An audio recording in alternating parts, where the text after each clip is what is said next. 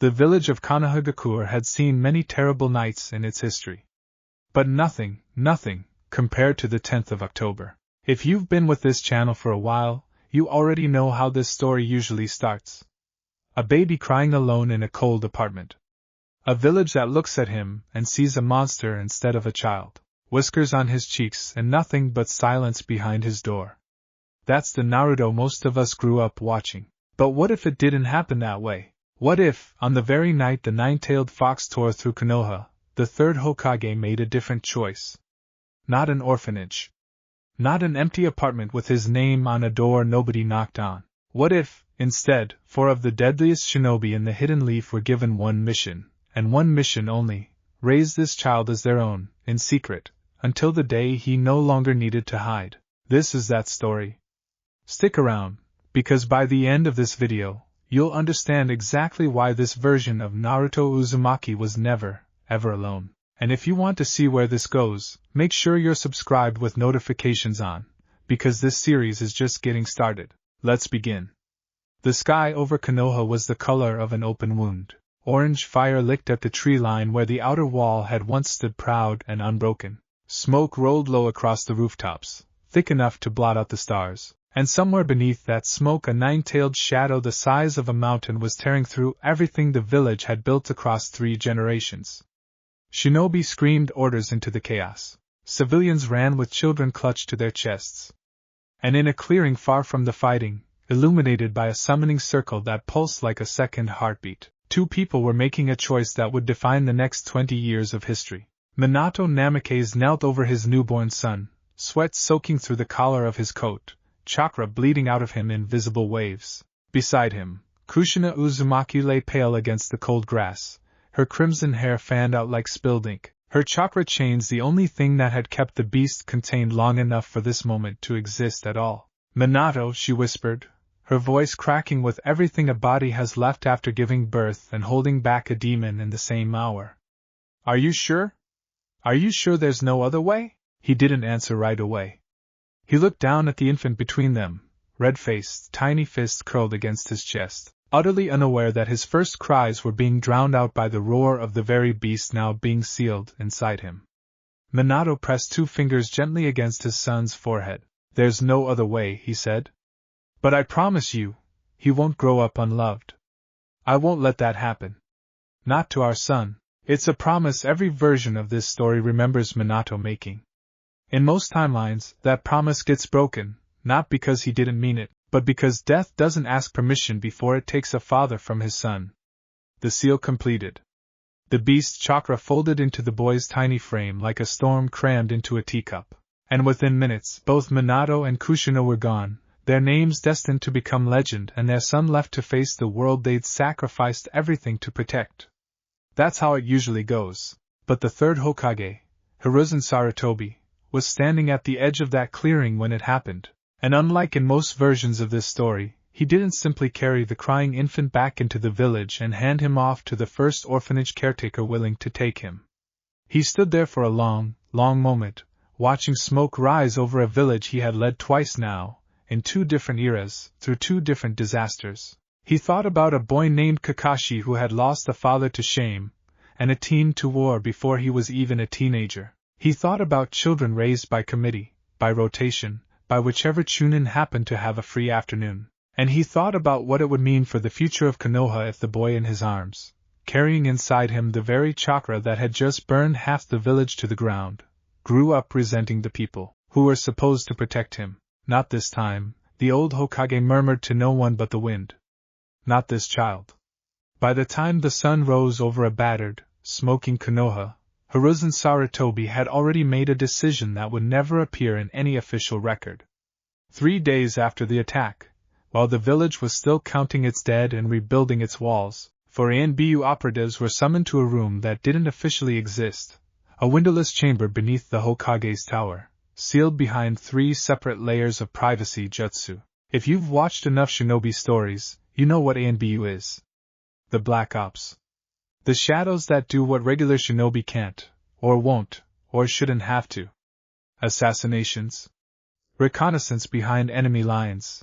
The missions that never make it into the history books because the people who complete them are never supposed to be seen at all. These 4 had earned their masks the hard way, and each of them carried a very different kind of skill into that room. The first to arrive moved without sound, her presence announced only by the faint click of a sheathed blade settling against her hip as she knelt. Her mask was carved in the shape of a crane, pale and sharp-beaked, and beneath it her eyes were the calm, unreadable gray of still water. She was, without argument, one of the finest swordswomen the village had produced in a generation, a woman who had ended fights before her opponents realized the blade had even left its sheath. Under the mask, her name was Rin. The second entered like a shadow detaching itself from a darker shadow, a broad-shouldered man whose ANBU mask bore the sharp, hooked features of a hawk. He didn't so much walk into rooms as arrive in them, and where he'd been trained few outside the Hokage's inner circle knew or asked. His specialty was genjutsu so precise it could convince a man he was drowning while standing on dry land. Behind the mask, he answered to Daisuke, though even his squad mates rarely used the name. The third arrived last but not late, a woman with a heron's mask and hands that had saved more lives on the battlefield than any blade ever could.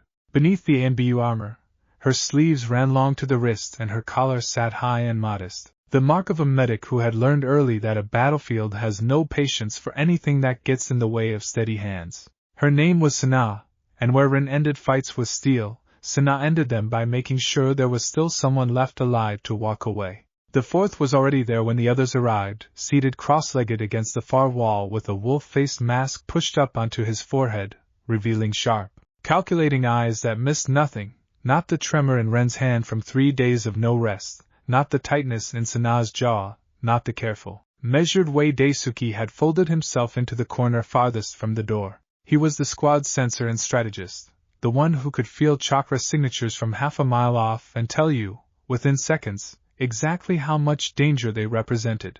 His name, rarely spoken aloud even by his own team, was Kaido. 4 shinobi. 4 masks. 4 names that would, before the sun set that day, become bound to a mission with no official file number, no scheduled end date, and consequences that would ripple through the next 2 decades of Konoha history. The third Hokage entered without ceremony, an infant bundled in his arms. Every one of the 4 ANBU straightened. Lord Third. Rin was the first to speak, her voice steady despite the exhaustion carved into every line of her posture. You summoned us. I did. Hiruzen's gaze swept over each of them in turn before settling, finally, on the small, sleeping bundle in his arms. What I am about to ask of you does not exist. There will be no mission scroll. No entry in any archive. If you accept, your names will be struck from every roster you currently appear on, and for all official purposes, this squad will cease to exist the moment you walk out of this room. Silence. The kind of silence that 4 elite shinobi hold when they already sense the shape of what's coming and are choosing, deliberately, not to speak until they understand its edges. This child, Hiruzen continued, is Naruto Uzumaki, son of the 4th Hokage. And as of 3 nights ago, the vessel sealing the 9-tailed fox. If any of them were surprised, none of them showed it. Years of ANBU training had scrubbed visible reaction out of all 4 of them long ago. But Kaido's eyes flicked, just briefly, toward the small shape in the Hokage's arms, recalculating everything he thought he understood about the mission being handed to him. There will be those in this village, Hiruzen went on, who look at this boy and see only the beast sealed within him. There will be those who wish him harm simply for existing. I could place him with a caretaker. I could raise him within the walls of this tower, surrounded by guards who change every 6 months and remember his name only when it's convenient. His voice, for the first time, carried something rawer than diplomacy. I will not do that to Minato's son. I will not do that to any child. He looked up, and for a moment, the weight of 2 lifetimes as Hokage sat plainly on his face. I am asking the 4 of you to become his family. Not his handlers.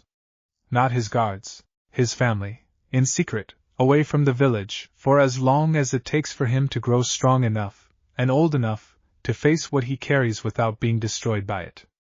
You will train him. Feed him. Raise him as your own. And you will tell no one, not your closest friends, not your own families, what this mission truly is.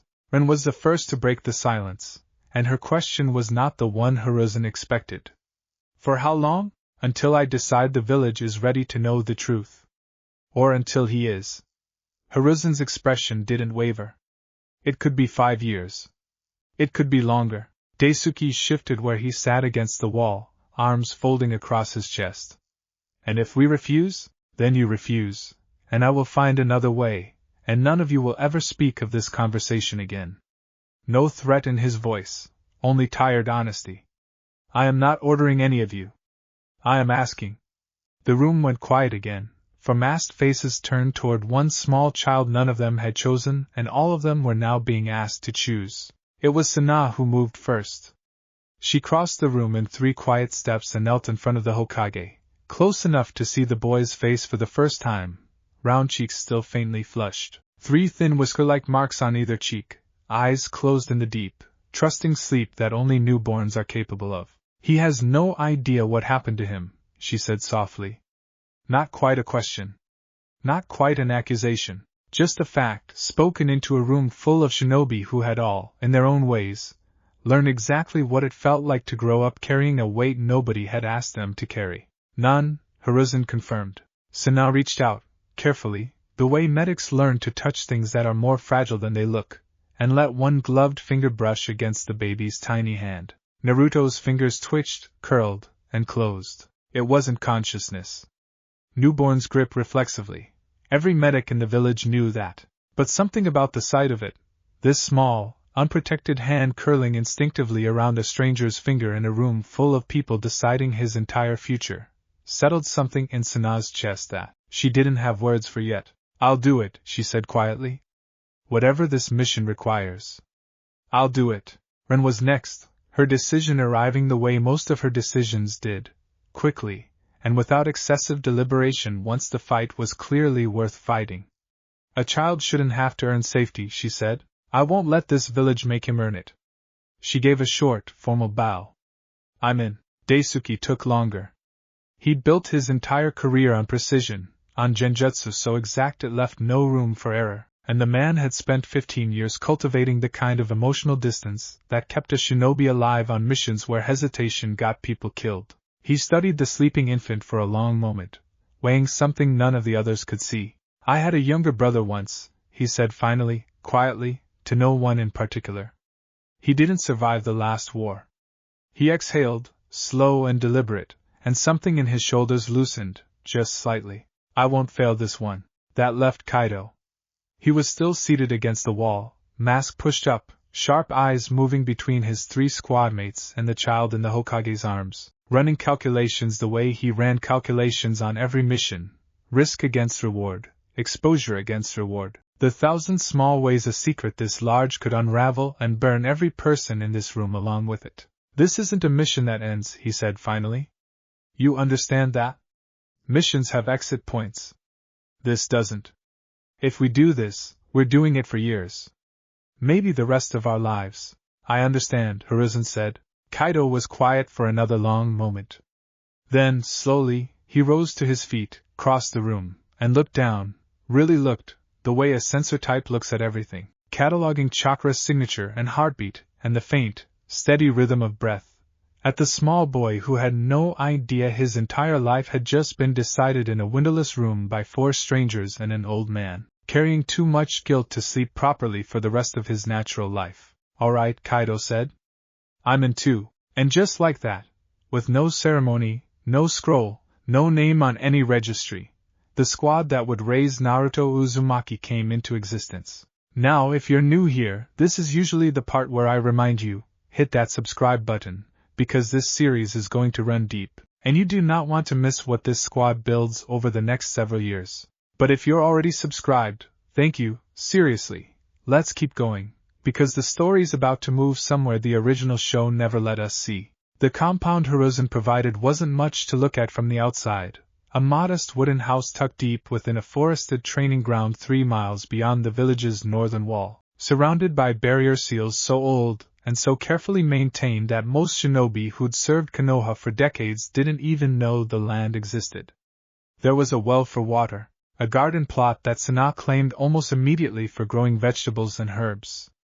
A wide training clearing out back, ringed by trees old enough to remember the village's founding. It wasn't a palace. It wasn't even particularly comfortable, not at first, for adults used to solitary missions and cold rations, suddenly responsible for feeding, clothing, and caring for an infant, in a house none of them had ever lived in together before. The first few weeks were, by any honest account, a disaster. Ren, for all her mastery with a blade, discovered that swaddling a crying infant required a patience entirely different from anything Kenjutsu had taught her, and spent 3 straight nights pacing the length of the main room with Naruto wailing against her shoulder before Sana finally took pity and showed her the trick of it, a particular rhythm of rocking, a particular way of supporting the head, a low hum that seemed to work better than words. Daisuke, master of illusions capable of fooling the sharpest shinobi eyes in the elemental nations, discovered that he could not, for the life of him, figure out how to prepare a bottle of warmed goat's milk without spilling half of it down his own front, and endured weeks of good-natured teasing from Rin about it before he finally got the knack. Kaido took to keeping watch, not just for enemies, though he never once let his guard down on that front, but for Naruto himself, tracking the small, steady pulse of his chakra the way another man might track breathing, alert to every hitch, every change, every small signal that something might be wrong. And Sana became, almost without anyone deciding it formally, the center the household orbited around. She was the one who knew when a cry meant hunger, and when it meant something else. She was the one who noticed, weeks before any of the others, that Naruto's chakra ran hotter and denser than any infant's chakra had a right to, a faint, near-constant hum beneath his skin, like a kettle always just short of boiling. She didn't panic. She simply began keeping careful notes, quiet observations that would, years later, become the foundation of everything the squad understood about how to help him control what he carried. Months passed. Then a year. Then 2. There's something the show never really gave us, the mundane, ordinary texture of a childhood built out of stolen hours and quiet devotion. Breakfast around a low wooden table, rice and grilled fish and cups of green tea steaming in the cool morning air, Ren teaching him, long before he could properly walk, to balance on one foot without toppling, turning it into a game he shrieked with delight over. Daisuke crouched in the garden beside him, showing him how to tell a ripe tomato from an unripe one, patient in a way none of his ANBU superiors would have recognized. Sana humming softly while she stitched a hole in the child's sleeve, the particular contentment of a woman who had spent most of her adult life patching up bodies broken by war, finally getting to patch up something as simple and as whole as a torn shirt. And Kaido, quiet, watchful Kaido, teaching him, earlier than any of the others thought wise, to sit perfectly still and simply feel the chakra moving through the trees, through the wind, through his own small chest. "Can you feel that?" Kaido asked one autumn afternoon, the two of them seated cross-legged in the clearing, 3-year-old Naruto's face scrunched up in fierce, focused concentration. "Feels warm," Naruto said, eyes squeezed shut, small hands resting on his knees exactly the way Kaido had shown him. "Feels like something's humming. In my tummy." Kaido's expression, hidden as always beneath a mask he rarely removed even inside the compound, didn't change. But something in his voice softened. "That's good. That's very good. Most people can't feel that at all, you know. Not even most shinobi. Am I special?" The question came with the guileless, unfiltered directness only a small child could manage. Kaido considered his answer carefully, the way he considered everything, weighing consequence against consequence, the way a man trained to see 3 moves ahead in every conversation always did. "Yes," he said finally. "You are. But not because of the humming. You're special because of who you choose to be. That part's always going to matter more. It's a small moment. It probably wouldn't even make the highlight reel if this were a regular episode. But it's moments like that one, quiet, unremarkable, utterly unlike anything canon Naruto ever got to experience, that this version of the story is really about. Because here's the thing the Third Hokage understood, sitting in that windowless room 3 days after the Kyuubi attack, watching a newborn curl his fingers around a stranger's hand. It was never really about training a weapon. Any village could train a weapon. What Konoha needed, what Naruto needed, was somebody, anybody, willing to teach him he was worth loving before he ever learned the world might try to convince him otherwise. By the time Naruto turned 4, the compound had become something none of the 4 ANBU had quite expected when they walked into that windowless room years earlier. It had become, unmistakably, a home. There were rules, of course, rules that mattered more than almost anything else in Naruto's small world, even if he didn't fully understand why yet. Never speak of this place to anyone in the village. Never mention Rin, Daisuke, Sanaa, or Kaido by name outside these walls. And most importantly, when the day eventually came for him to enter the academy, because Hiruzen had made clear from the beginning that this concealment could not last forever, that eventually the boy would need to exist within the village's eyes even while the truth of his upbringing remained hidden. He would need to learn something far harder than any technique the squad could teach him. He would need to learn how to hide, not his identity, that much, at least, matched the world he'd been born into, but his skill, his strength, everything Rin, Daisuke, Sanaa, and Kaido had spent years quietly building into him would need to stay buried beneath the surface of an ordinary, unremarkable academy student, because the moment the village suspected what he was truly capable of, questions would follow. And questions, Hiruzen had warned them gravely, were the one thing this fragile arrangement could not survive. None of them knew yet just how hard that would be.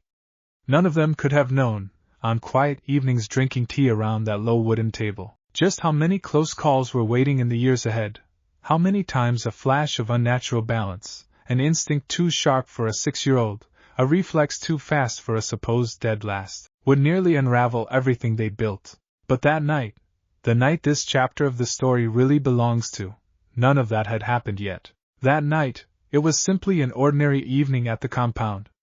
Rain tapped softly against the roof. Rin was working a whetstone along the edge of her blade near the hearth, the rhythmic scrape almost meditative. Daisuke sat cross-legged near the window, quietly running through hand seals too fast for the untrained eye to follow, muscle memory keeping his skills sharp even in the domestic quiet. Sanaa was mending a small shirt Naruto had torn climbing a tree that afternoon, needle moving in small, practice stitches, and Kaido sat on the floor near the low table, 4-year-old Naruto curled up half asleep against his side, one small hand still loosely wrapped around Kaido's finger the way it had been, almost instinctively, since the very first night in that windowless room years before. You know, Rin said quietly, not looking up from her whetstone, I used to think this mission was a mistake. Back at the beginning. And now? Daisuke asked, equally quiet. Rin glanced over at the two figures by the low table, the sharp-eyed, calculating shinobi who rarely let his guard down for anyone, sitting perfectly still so he wouldn't wake the sleeping child curled against him. Now I think it's the only thing any of us have ever done that actually mattered, she said. Nobody argued with her. Kaido looked down at the small fist still curled loosely around his finger, at the boy's face soft and unguarded in sleep, 3 faint whisker marks catching the firelight. Utterly unaware of the storm sealed inside his own small chest, utterly unaware of the sacrifice made for him on the night he was born, utterly unaware that 4 strangers had rearranged the entire shape of their lives around the simple, stubborn decision that he deserved to grow up loved. He's not going to remember any of this, Kaido murmured, almost to himself. Not really. Not the early years. No, Sanaa agreed softly, not looking up from her stitching. But he'll feel it. Even if he doesn't remember it, he'll feel it. That's how it works. Kaido was quiet for a long moment, watching the rain streak down the dark window, listening to the soft, even sound of a child's breathing beside him. Good, he said finally.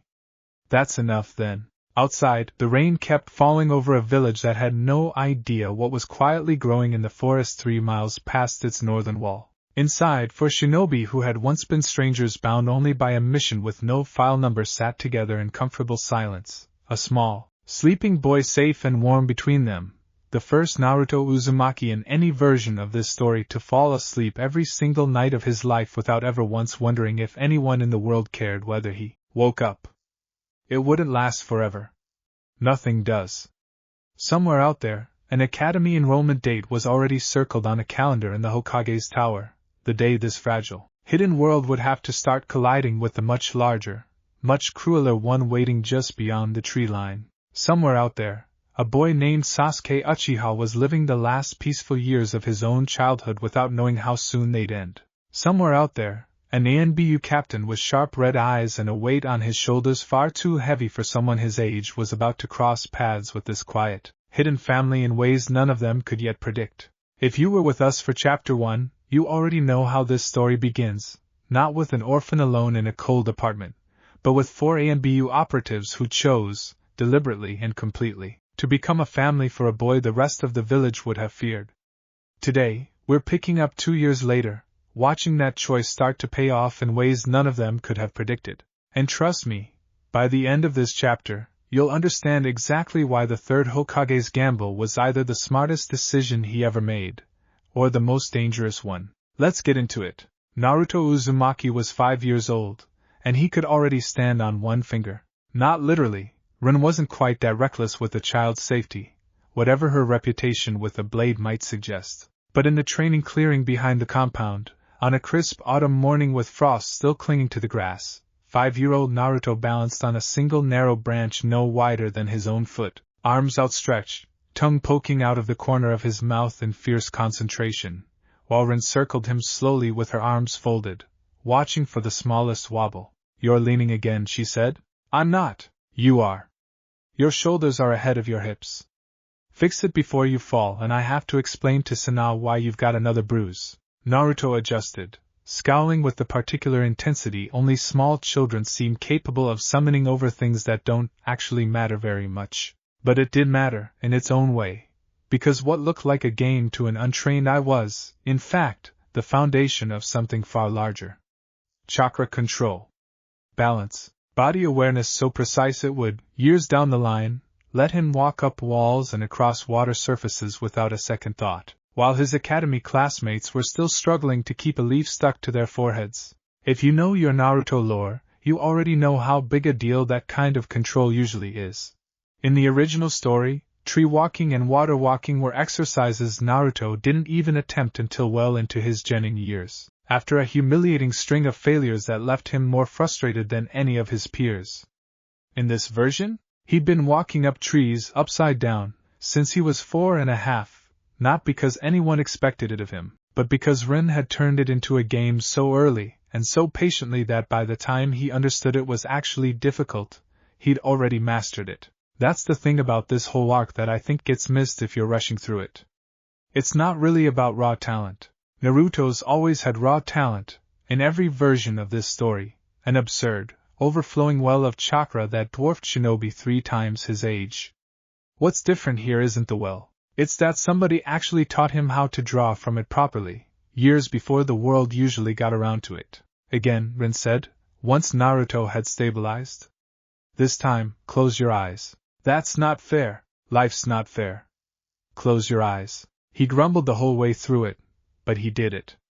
And he didn't fall. Inside the compound, Sana knelt at the low table with a set of scrolls spread out in front of her, each one covered in careful, methodical diagrams of the human body, muscles, chakra pathways, the delicate network of tenketsu points that ran beneath the skin like rivers beneath soil. Beside her, Naruto sat cross-legged, chin propped on both hands, eyes wide with the particular fascination 5-year-olds reserve for things that are slightly too advanced for them but explained with enough patience to make sense anyway. "So if I get hurt," Naruto said slowly, working through the logic out loud the way Sana had taught him to, "and it's bleeding here," he poked his own forearm, "then I press here?" He pointed, with surprising accuracy, to a spot slightly above the wound on the diagram. "Close. A little higher." Sana guided his small finger up the scroll. "You want to slow the blood before it gets too far from the heart. Remember, pressure first, always. Panic later, if you have to panic at all." "Renee doesn't panic.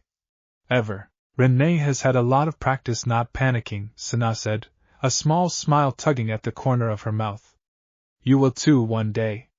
That's what all of this is for." It's worth pausing here for a second, because I think this is one of the more quietly radical parts of this whole premise. In canon, Naruto doesn't get any kind of real medical training until years later, arguably not in any structured way until well past his genin days.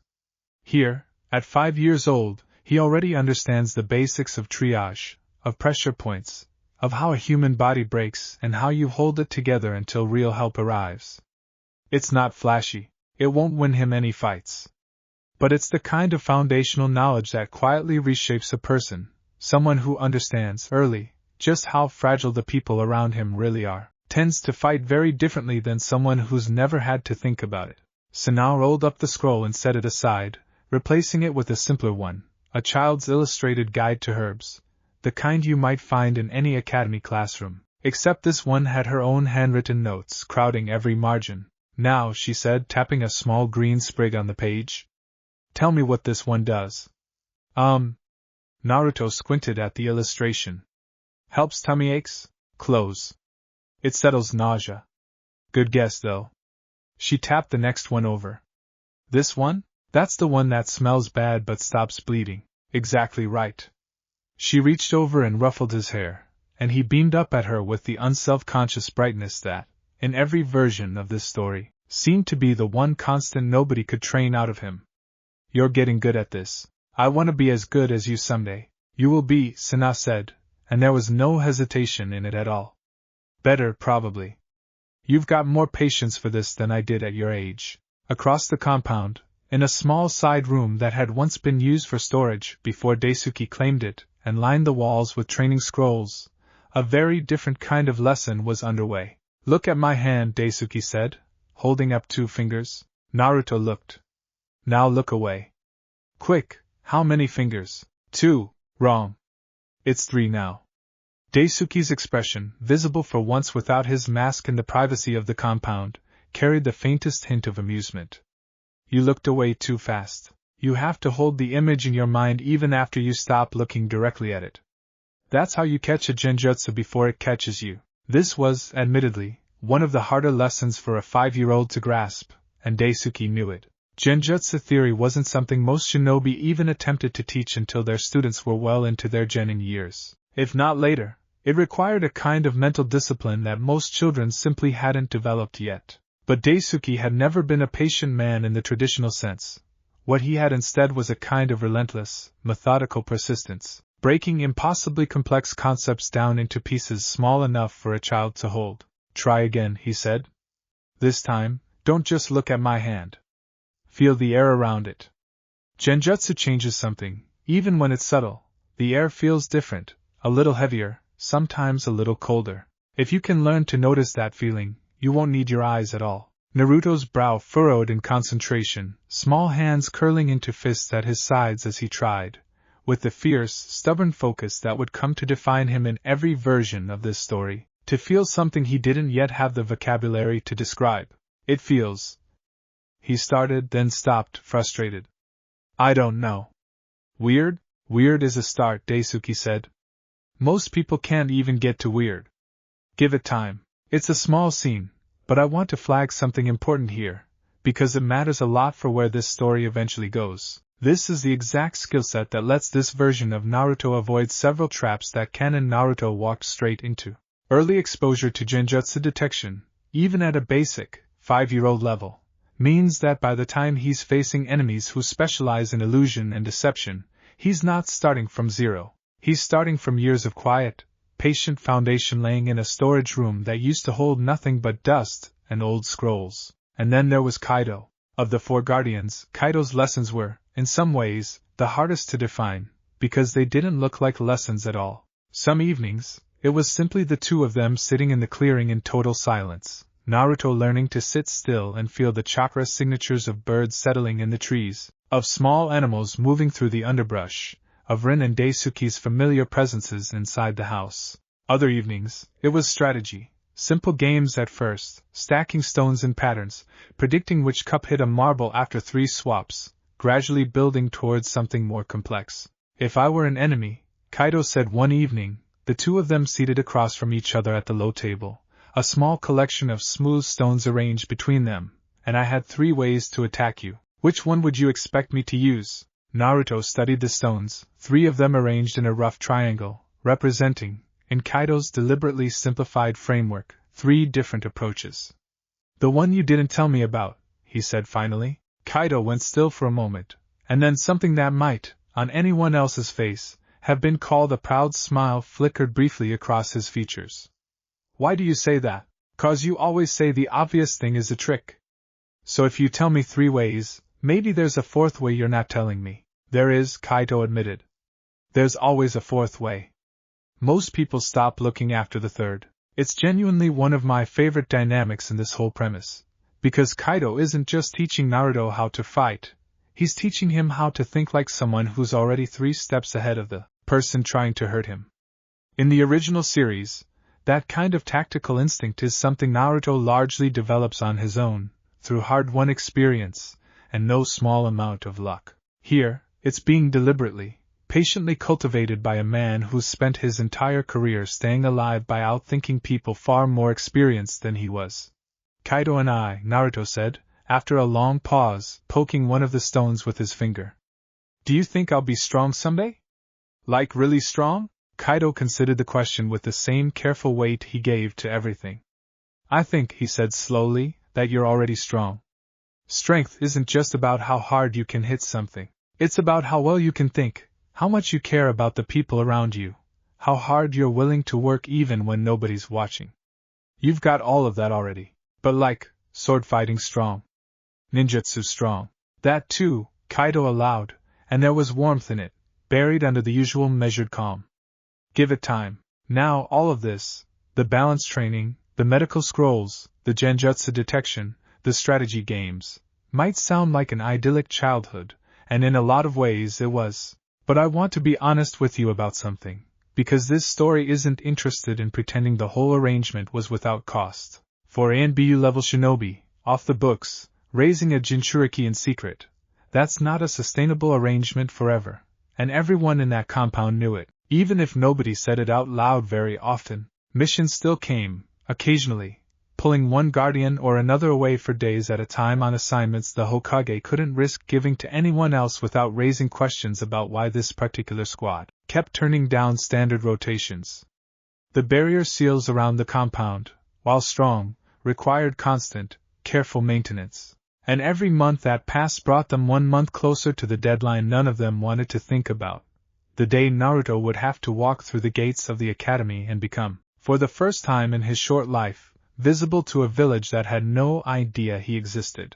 That day arrived on a gray morning in early spring, not quite 6 months before Naruto's actual enrollment, when Hiruzen Sarutobi himself walked the 3 miles from the village gate to the hidden compound. A rare occurrence, and one that immediately set every member of the squad on edge the moment his chakra signature registered on Kaido's senses half a mile out. Lord Third, Ren said, meeting him at the door, her posture immediately shifting into the careful formality that had become almost foreign to her after years of domestic routine. Is something wrong? Nothing urgent, Hiruzen said, though the weight in his voice suggested otherwise.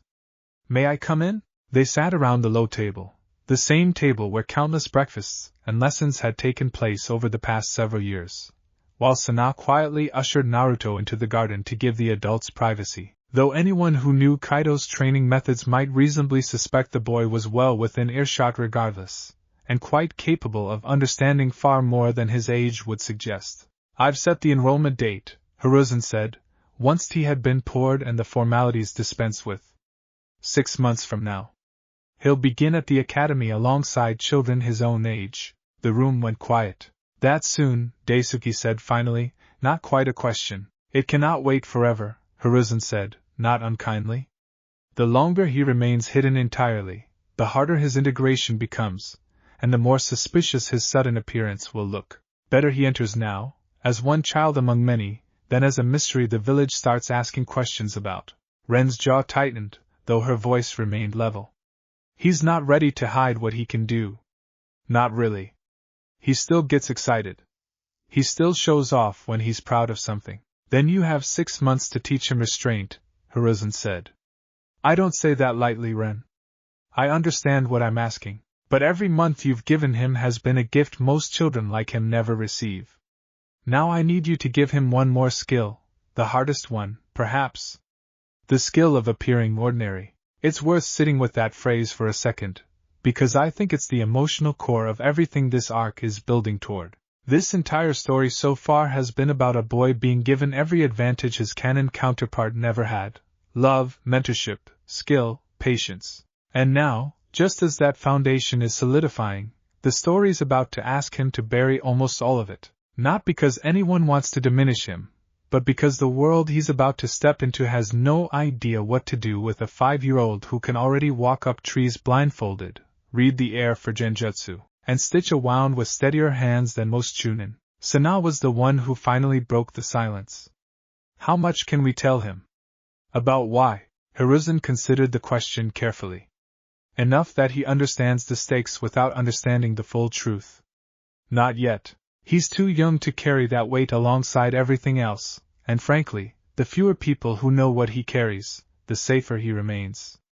Tell him it's a game. Tell him hiding his skill is its own kind of skill, because it is. Most shinobi never master the art of appearing weaker than they are. It could be the most valuable lesson any of you teach him. After Hiruzen left, the four of them sat together in a silence that stretched long past the point of comfort. 6 months, Rin said finally, staring into her cooling tea. 6 months, Kaido echoed. Daisuke exhaled slowly, running a hand through his hair.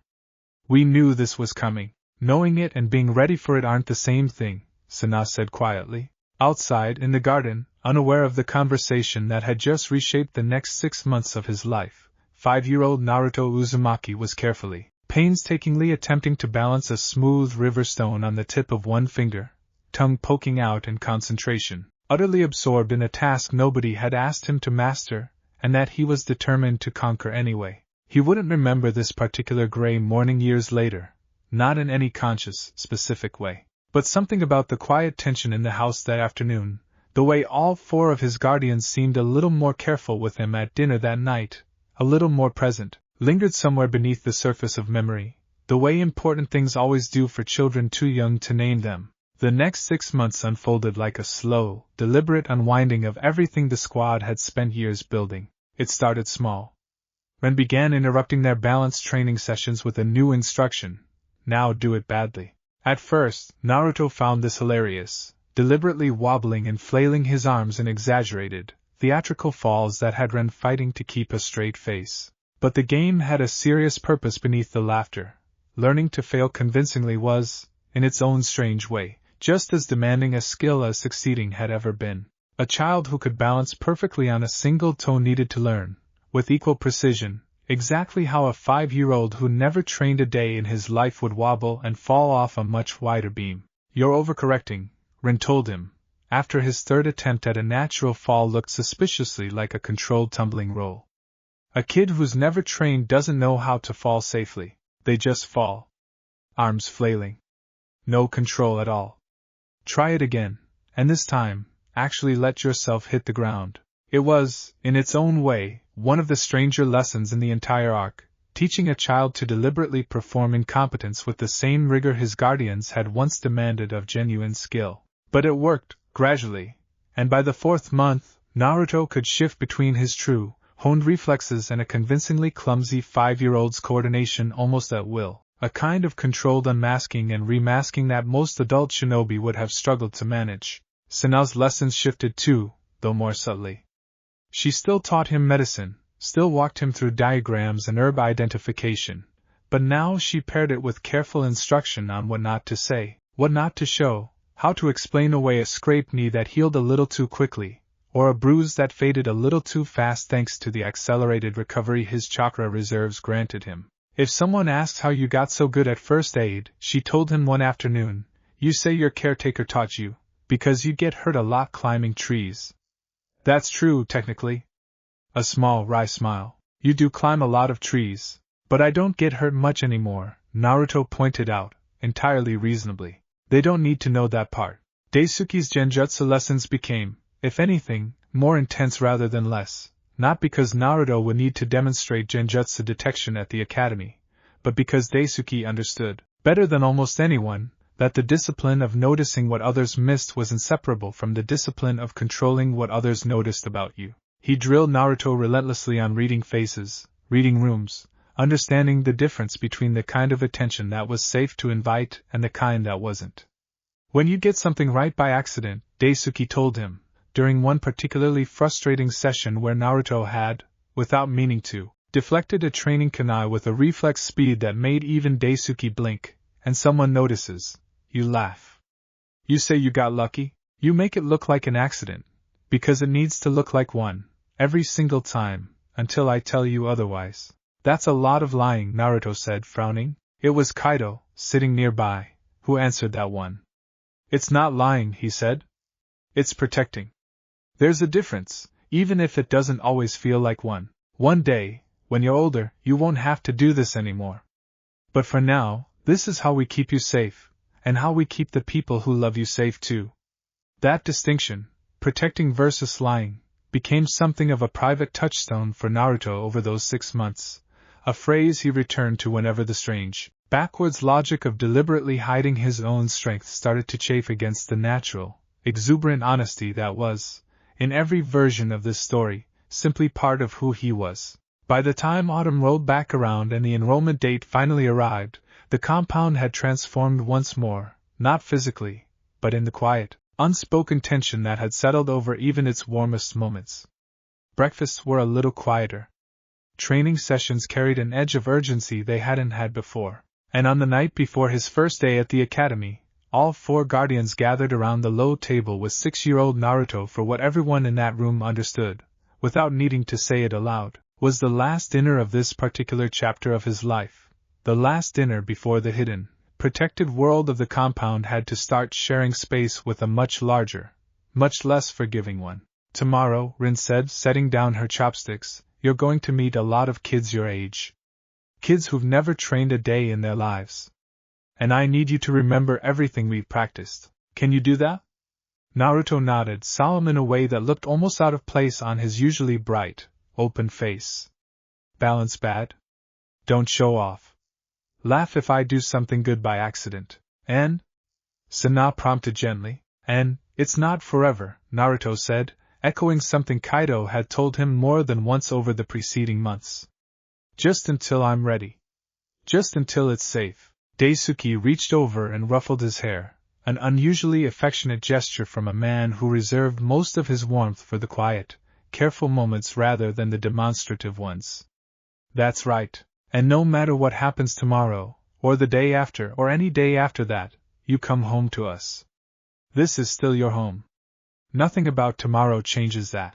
There was a long pause, and then Naruto, in the particular way small children have of cutting straight through carefully constructed adult reassurances to the actual fear underneath, asked the question that had clearly been sitting with him for weeks. What if I mess up? What if I show everyone and it ruins everything? The 4 adults exchanged a glance, the kind of silent, practiced communication that came from years of missions together, of trusting each other's judgment without needing words. It was Kaido who answered, kneeling down to Naruto's eye level with a rare, deliberate gentleness. Then we handle it. Together. Whatever happens tomorrow, or next week, or next year, you are not facing any of it alone. That's the whole point of everything we've built here. You understand? Naruto nodded, and for a moment, something in his small shoulders eased, the weight of 6 months of careful preparation settling into something closer to quiet resolve. That night, after Naruto had finally drifted off to sleep, later than usual, his mind clearly too full of nervous anticipation to settle easily, the 4 guardians sat together in the main room. The fire burned low, none of them quite ready to end the evening. 6 years, Rin said quietly, staring into the dying embers. Feels like it went by in a blink, and feels like it lasted forever, some nights, Daisuke added, with a tired, fond smile. Sana was quiet for a long moment before she spoke. Do you ever wonder what he would have been like? If Hiruzen had made a different choice that night? Nobody answered right away. They didn't need to. Every one of them had, at some point over the years, allowed themselves to imagine the darker version of this story. The version where a newborn boy with a demon sealed inside him grew up in a village that saw only the demon, raised by no one in particular, loved by even fewer. It wasn't a comfortable thing to imagine. It never had been. He would have survived it, Kaido said finally, quiet and certain. He's strong enough that he probably would have survived it, one way or another. But he wouldn't have been. He paused, searching for the right word, whole. Not like this. No, Sana agreed softly. Not like this. Outside, the autumn wind moved through the trees surrounding the compound, carrying with it the first cold edge of a season about to change, not just in weather, but in every sense that mattered. Tomorrow, for the first time in his life, Naruto Uzumaki would walk through the gates of the Ninja Academy as one ordinary child among dozens of others, carrying inside him 6 years of careful, hidden training that no one, not his classmates, not his teachers, not even the sharp-eyed jonin who would one day be assigned to watch over him, was supposed to know existed. He was ready. Or as ready as 6 months of preparation and 6 years of love could make him. But readiness, as every one of the 4 shinobi sitting quietly around that dying fire understood better than most, was never quite the same thing as safety. And somewhere out there, beyond the tree line, beyond the barrier seals that had kept this small, hidden family safe for 6 years, a much larger and much more complicated world was waiting, one that included clan politics already beginning to fray at the edges, a rising shadow within Konoha's own ranks, and a boy named Sasuke Uchiha whose own carefully ordinary childhood had, unbeknownst to anyone in that compound, only a little more than a year left to run. That collision, between the world this hidden family had built and the world waiting outside it, is where we're headed next. Last time, we left Naruto Uzumaki on the eve of his first day at the academy, 6 years of hidden training tucked behind a promise to appear ordinary, ready or not. Today, we find out exactly how hard that promise is to keep when you're 6 years old, surrounded by strangers, and your whole body has spent years being trained to notice everything. Spoiler alert, it does not go smoothly. Let's get into it. The academy courtyard on the first day of the new term was, by any objective measure, chaos. Dozens of children milled about in the early morning light, some clinging to parents' hands and refusing to let go, others already chasing each other between the trees with the boundless, undirected energy unique to 6-year-olds who have just discovered they're allowed to be loud in a new place. Somewhere near the entrance, a boy was crying because his mother had to leave. Somewhere else, 2 girls were already arguing over who got to sit next to whom. It was loud, and messy, and utterly unlike anything Naruto Uzumaki had ever experienced in his short, carefully structured life. He stood near the gate for a long moment, gripping the strap of the small bag Sana had packed for him that morning, and simply stared. "You all right?" The voice belonged to a boy about his age, standing a short distance away with his hands shoved deep in his pockets and an expression of profound, wearied boredom that seemed almost comically out of place on such a young face. His hair was styled in a spiky ponytail, and even from a few feet away, Naruto could tell, the way Kaido had spent years teaching him to tell, that this particular kid was doing everything in his power to appear as unremarkable and low effort as humanly possible. "Yeah," Naruto said, forcing his shoulders to relax into something more like the careless posture Ren had spent months drilling into him.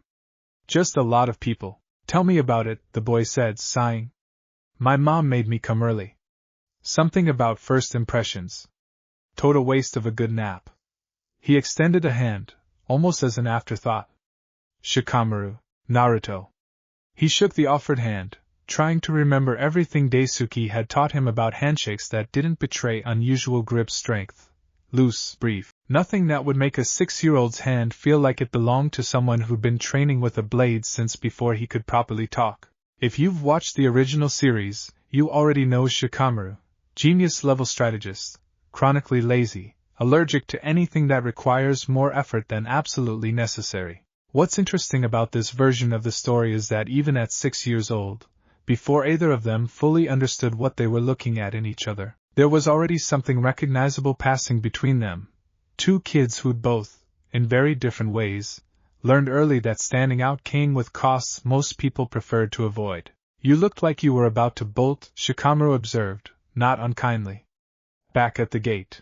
Just nervous," Naruto said, which was, in its own strange way, actually true, just not for the reasons Shikamaru was likely imagining. A round-faced boy jogged up to join them, munching on something wrapped in paper that smelled faintly of barbecue seasoning. "Shikamaru! You made a friend already? Guess I owe Dad 10 ryo.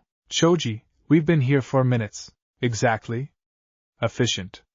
Choji grinned at Naruto around a mouthful of food and offered a small piece from his bag without being asked, the kind of easy, unthinking generosity that would, this early in their friendship, turn out to be one of the most reliably consistent things about him across every year that followed. "Want some?" Naruto took it, and found himself smiling, a real smile, unguarded and easy, for the first time since the gate.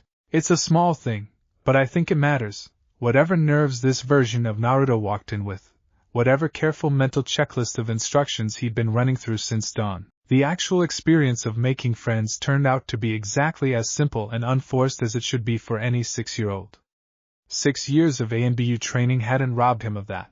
If anything, 6 years of being genuinely, unconditionally loved at home had made it easier, not harder.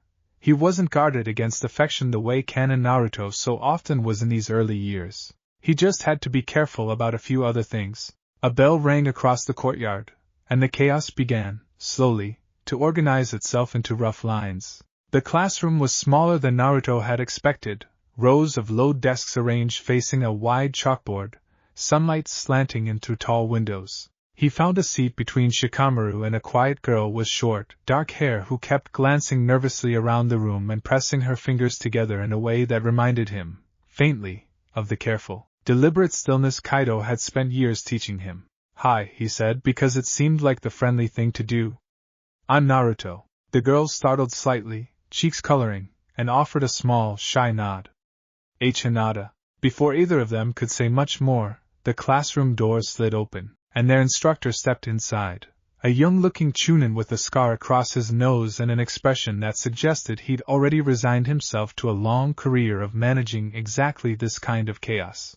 "All right, settle down," he said, and something in his tone, calm but firm, had the room quieting within moments. "My name is Irika Yumino. I'll be your instructor for the next several years, assuming none of you manage to get yourselves expelled first." A ripple of nervous laughter moved through the room.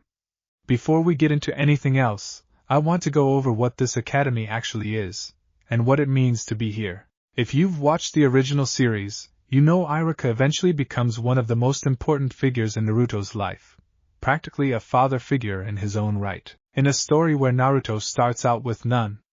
It's a genuinely interesting question, in this version of events, what that relationship even looks like when Naruto already has 4 people at home who fill that role completely. We'll get there. But that first morning, Irika was simply a stranger at the front of a classroom, laying out expectations to 30 overwhelmed 6-year-olds. Over the next several years, Irika continued pacing slowly at the front of the room. "You'll learn the fundamentals every shinobi needs, chakra theory, basic taijutsu, weapon handling, and enough history to understand why the village you're about to serve looks the way it does. Some of you will find this easy. Most of you will find it hard. That's normal, and it doesn't mean anything about who you'll become." Naruto sat very still, hands folded neatly on his desk, doing his level best to look like exactly the kind of unremarkable, slightly anxious 6-year-old Rin had spent 6 months training him to impersonate. It turned out to be harder than expected almost immediately. The first real test came that same afternoon, during a basic balance and coordination exercise, nothing formal, just Irika walking the students through simple drills meant to gauge where everyone currently stood. Stand on one foot. Hop across a marked line without stepping outside it. Walk a narrow wooden beam raised only a few inches off the ground. For most of the class, this was genuinely challenging. Several students wobbled and toppled off the beam within the first few steps, provoking giggles and a few embarrassed flushes. Choji made it about halfway before overbalancing dramatically and landing on the grass with a soft, good-natured groan. Shikamaru, true to form, completed the exercise with the absolute minimum effort required to avoid falling, radiating an aura of profound disinterest the entire time. Naruto stepped up to the beam, and for one brief, dangerous moment, his body simply did what 6 years of training had built into it: smooth, effortless, centered. The kind of balance that made the narrow beam feel no more challenging than flat ground. He caught himself 3 steps in. It was Kaido's voice he heard, clear as anything, from some evening months earlier. A kid who's never trained doesn't know how to fall safely. They just fall. He let his next step land slightly wrong. Let his arms pinwheel, exaggerated but not too exaggerated, and toppled off the beam with a startled yelp that drew a few sympathetic laughs from nearby classmates. "You okay?" Choji asked, offering a hand up. "Yeah," Naruto said, rubbing the back of his head with the sheepish grin he'd practiced more times than he'd ever admit to anyone outside the compound. "Guess I've got the balance of a drunk civet cat." It got a laugh. It also got, from the front of the room, a brief, considering look from Irika. Nothing dramatic, nothing that suggested real suspicion, just the faint, automatic attentiveness of a teacher clocking a student's reaction for future reference. Naruto noticed it. He'd been trained to notice things like that. He filed it away, the way Daisuke had taught him, and moved on. It should have ended there. For most of the day it did. The real trouble came during the last exercise of the afternoon, a simple taijutsu demonstration, more about assessing raw coordination than teaching any actual technique. Irika paired students off to practice basic blocking forms, walking the rows and offering corrections as he went. Naruto was paired with a boy he didn't know, a broad-shouldered kid named Kiba who approached the exercise with far more enthusiasm than the moment strictly called for. Grinning with unmistakable competitive energy the second Irika gave the signal to begin. "Don't hold back," Kiba said, bouncing slightly on the balls of his feet. "I want to see what you got." "I don't got much," Naruto said honestly, which was, strictly speaking, the exact opposite of the truth, but delivered with enough easy cheer that it landed as simple modesty rather than deflection. Kiba threw the first strike, a basic, telegraph punch that any of Naruto's actual training partners back at the compound would have considered barely worth acknowledging. Every instinct in Naruto's body screamed to deflect it cleanly, redirect the momentum, use the opening it created. Instead, he let it connect, not full force. Kiba wasn't actually trying to hurt him, just a light tap against his shoulder, and staggered back a half step with an exaggerated wince. "Ha! Got you," Kiba crowed. Yeah, Naruto muttered, rubbing his shoulder, forcing down the reflexive urge to counter that had already halfway fired through his muscles before his conscious mind caught up to stop it. They traded a few more exchanges, Naruto deliberately fumbling his footing, deliberately mistiming his blocks just enough to look genuinely uncoordinated rather than suspiciously precise. It was, in its own strange way, exhausting. 6 years of training had built reflexes into his body that operated well below the level of conscious thought, and holding all of that back required a different, subtler kind of effort than actually fighting ever had. It was working. Right up until it almost didn't. Kiba, growing bolder with each small win, threw a strike with a bit more speed and a bit more force than the drill technically called for, not malicious. Just an overexcited 6-year-old getting carried away in the moment. It came in fast, faster than Naruto had time to consciously process and deliberately mishandle. His body reacted on pure instinct. His hand snapped up, caught Kiba's wrist mid-strike, and redirected the momentum in a smooth, practiced motion that sent the other boy stumbling harmlessly past him, a textbook deflection. The kind of thing Rin had drilled into him 1,000 times over, executed with a precision that no 6-year-old civilian-raised academy student had any business possessing. The classroom went quiet for a beat. Kiba blinked, recovering his footing, looking between his own wrist and Naruto's face with open, startled confusion. "Whoa, how'd you do that?" Naruto felt something cold drop through his stomach. For one long, frozen second, he had absolutely no idea what to say. Every instruction Daisuke had ever given him about laughing it off, about calling it an accident, seemed to have evaporated entirely from his mind, replaced by nothing but a rising, panic static. It was Irika's voice that broke the silence, closer than either boy had realized, having drifted over during the exchange. "Nice reflex," Irika said, crouching down slightly to look at both boys, his tone easy, conversational, betraying nothing beyond mild teacherly interest. "Where'd you pick that up?" "And here, right here, is where 6 months of Daisuke's patient, relentless drilling finally paid for itself." Naruto forced a sheepish, slightly embarrassed grin onto his face, scratching the back of his neck in a gesture that had become, through sheer repetition, almost as natural as breathing. "I dunno, my hand just kinda moved. I climb a lot of trees, maybe that's it? I fall out of them a lot too, so I guess I'm used to grabbing stuff fast." It was, on its face, a perfectly plausible explanation for a perfectly small moment, nothing that should have raised any real alarm in an experienced teacher's mind. Kids fell out of trees all the time. Reflexes built that way weren't unheard of. Irika studied him for a moment longer than was entirely comfortable, and Naruto held very, very still under that gaze, remembering everything Daisuke had taught him about not looking away too quickly, about letting a held gaze feel natural rather than evasive. "Lucky grab, then," Irika said finally, straightening up with an easy smile. "Good instincts, either way. Keep it up."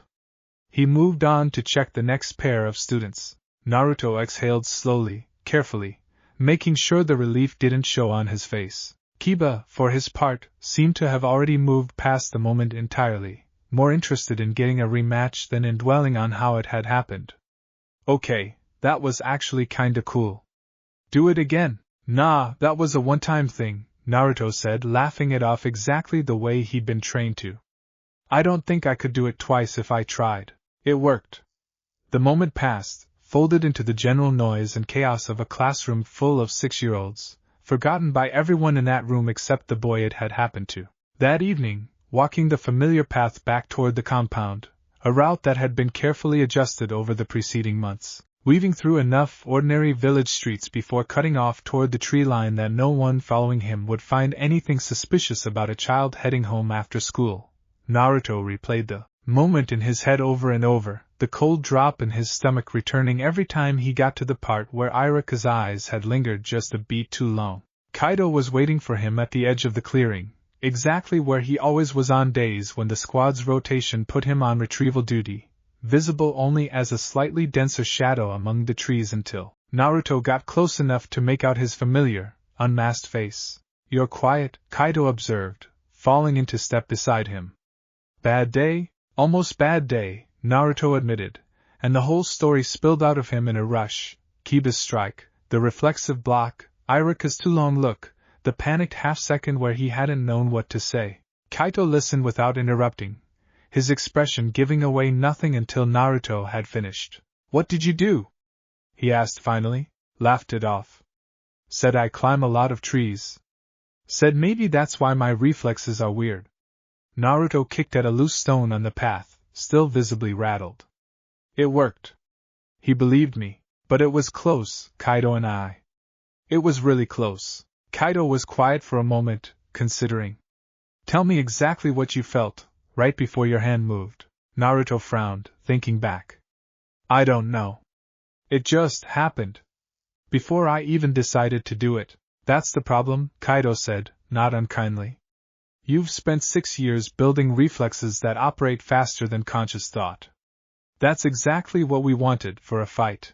But it means, in moments like today, your training is going to try to protect you before your mind catches up to stop it. He paused. That's not a flaw. It's actually a sign everything we've built is working exactly as intended. But it means we need to add something new. What? A delay, Kaido said. Not slower reflexes.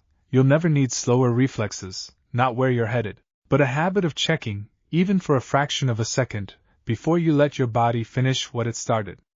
It's a skill in itself. Harder than the reflex, honestly. They walked in silence for a while after that, the forest closing in comfortably around them, familiar and safe in a way the academy classroom, for all its warmth, hadn't quite managed to be yet. Kaito and I, Naruto said eventually, quietly. Is it always gonna be like this? Every day, worrying I'll mess up? Kaido considered the question with his usual careful weight. Not every day. It'll get easier, the checking, the holding back, all of it. It becomes its own kind of instinct, eventually, just like everything else we've taught you. He glanced down at Naruto, something soft in his expression despite the seriousness of the conversation. But I won't lie to you and say it disappears completely. Some part of you is always going to have to hold two things at once, who you really are, and who the world needs to see for now. That's hard. It's supposed to be hard. That doesn't make me feel better. No, Kaido agreed. But it's true, and I'd rather you know the truth than feel better about a lie. He reached out and ruffled Naruto's hair, an unusually casual gesture from a man who rarely allowed himself unguarded affection outside the compound's walls. For what it's worth, you handled it well today, better than most people twice your age would have, under that kind of pressure. That's worth being proud of, even if it didn't feel like a win at the time. Back at the compound, the story of Naruto's near miss made its way around the low wooden table over dinner, rice, grilled fish, and a bowl of Sana's vegetable stew, steam curling up into the evening air. Ren listened with her arms crossed, expression unreadable until Naruto finished, at which point she set down her chopsticks with unusual deliberateness. We need to talk about your footwork, she said. My what? That's not even what happened. It's related. Ren's tone brooked no argument. You caught his wrist with your dominant hand, which means your weight shifted onto your back foot before you consciously decided to move. That's a tell. If a teacher's paying close enough attention, even a small shift like that stands out against how a beginner actually moves. She reached over and, with a gentleness that didn't fully disguise how seriously she took the correction, adjusted the angle of Naruto's shoulders where he sat. Tomorrow, we work on stance discipline. Even when you're being clumsy on purpose, your weight distribution needs to look clumsy too. It's not enough to fumble the technique. You have to fumble it the way someone who never learned it in the first place actually would. Daisuke, across the table, was nodding slowly, already turning something over in his mind. There's a genjutsu exercise that might help, actually, not casting one, but the underlying principle. Convincing an observer of a false reality isn't just about the big, obvious details. It's about 100 small, consistent details that never contradict each other. Your reflexes are one detail, your stance is another. Your breathing pattern under stress is another. He looked at Naruto with the focused, calculating interest he usually reserved for genuinely difficult problems. We've been teaching you how to hide your skill. I think it's time we start teaching you how to build an entirely convincing performance around it instead. There's a difference. Sana, quieter than the other two, reached over and refilled Naruto's tea without being asked, her expression soft despite the seriousness of the conversation happening around her. You did the right thing today, she said simply. You were scared, and you handled it anyway. That matters more than whether your footwork was perfect. Naruto looked around the table, at Ren's fierce, protective focus, at Daisuke's quiet calculation, at Sana's steady warmth, at the empty seat where Kaido would join them once he'd finished his evening watch of the compound's perimeter, and felt something in his chest loosen, just slightly, the tight, anxious knot that had sat there since the classroom that afternoon finally beginning to unwind. I don't want to mess this up, he said quietly, admitting it out loud for the first time. I don't want to be the reason everyone finds out. I don't want to be the reason you guys get in trouble. Ren's expression softened, just slightly, from its usual sharp focus into something gentler.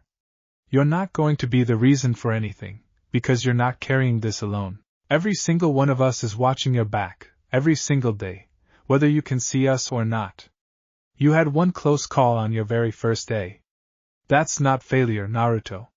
That's just what learning looks like. Besides, Daisuke added, a faint, dry smile touching his mouth, if it makes you feel any better, I've seen fully trained jonin blow their cover far worse than a lucky wrist grab. You're already doing better than some people twice your age.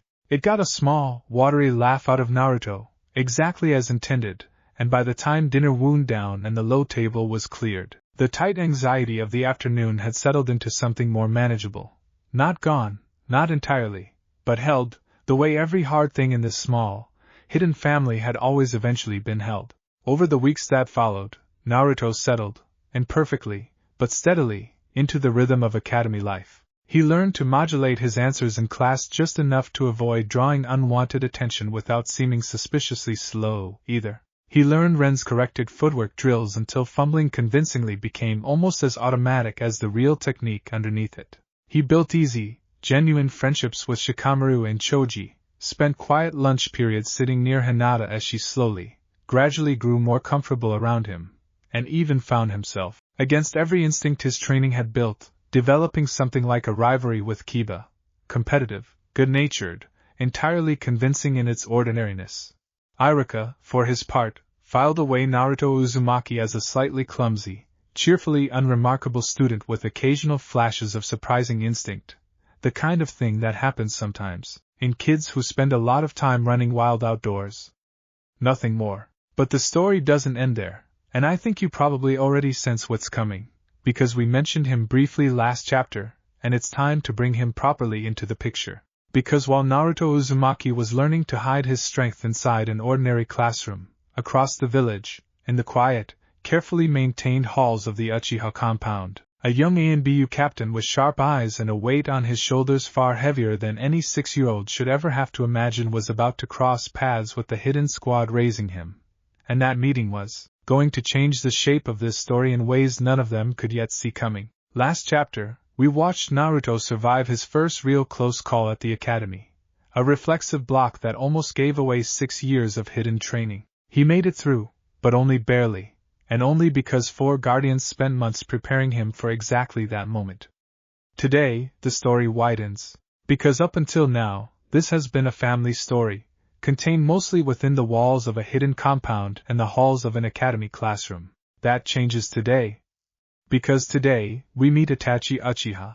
If you know anything about this franchise, you know that name carries weight. And if you know what's coming for the Uchiha clan, you already understand why this chapter matters so much. Let's get into it. The mission briefing room in the Hokage's tower was, on the surface, an unremarkable place. Bare stone walls, a single low table, a scroll rack in the corner holding assignments too sensitive for the general archive. But for the 4 members of Naruto's hidden squad, it represented something they'd grown less and less comfortable with over the past 6 years: exposure.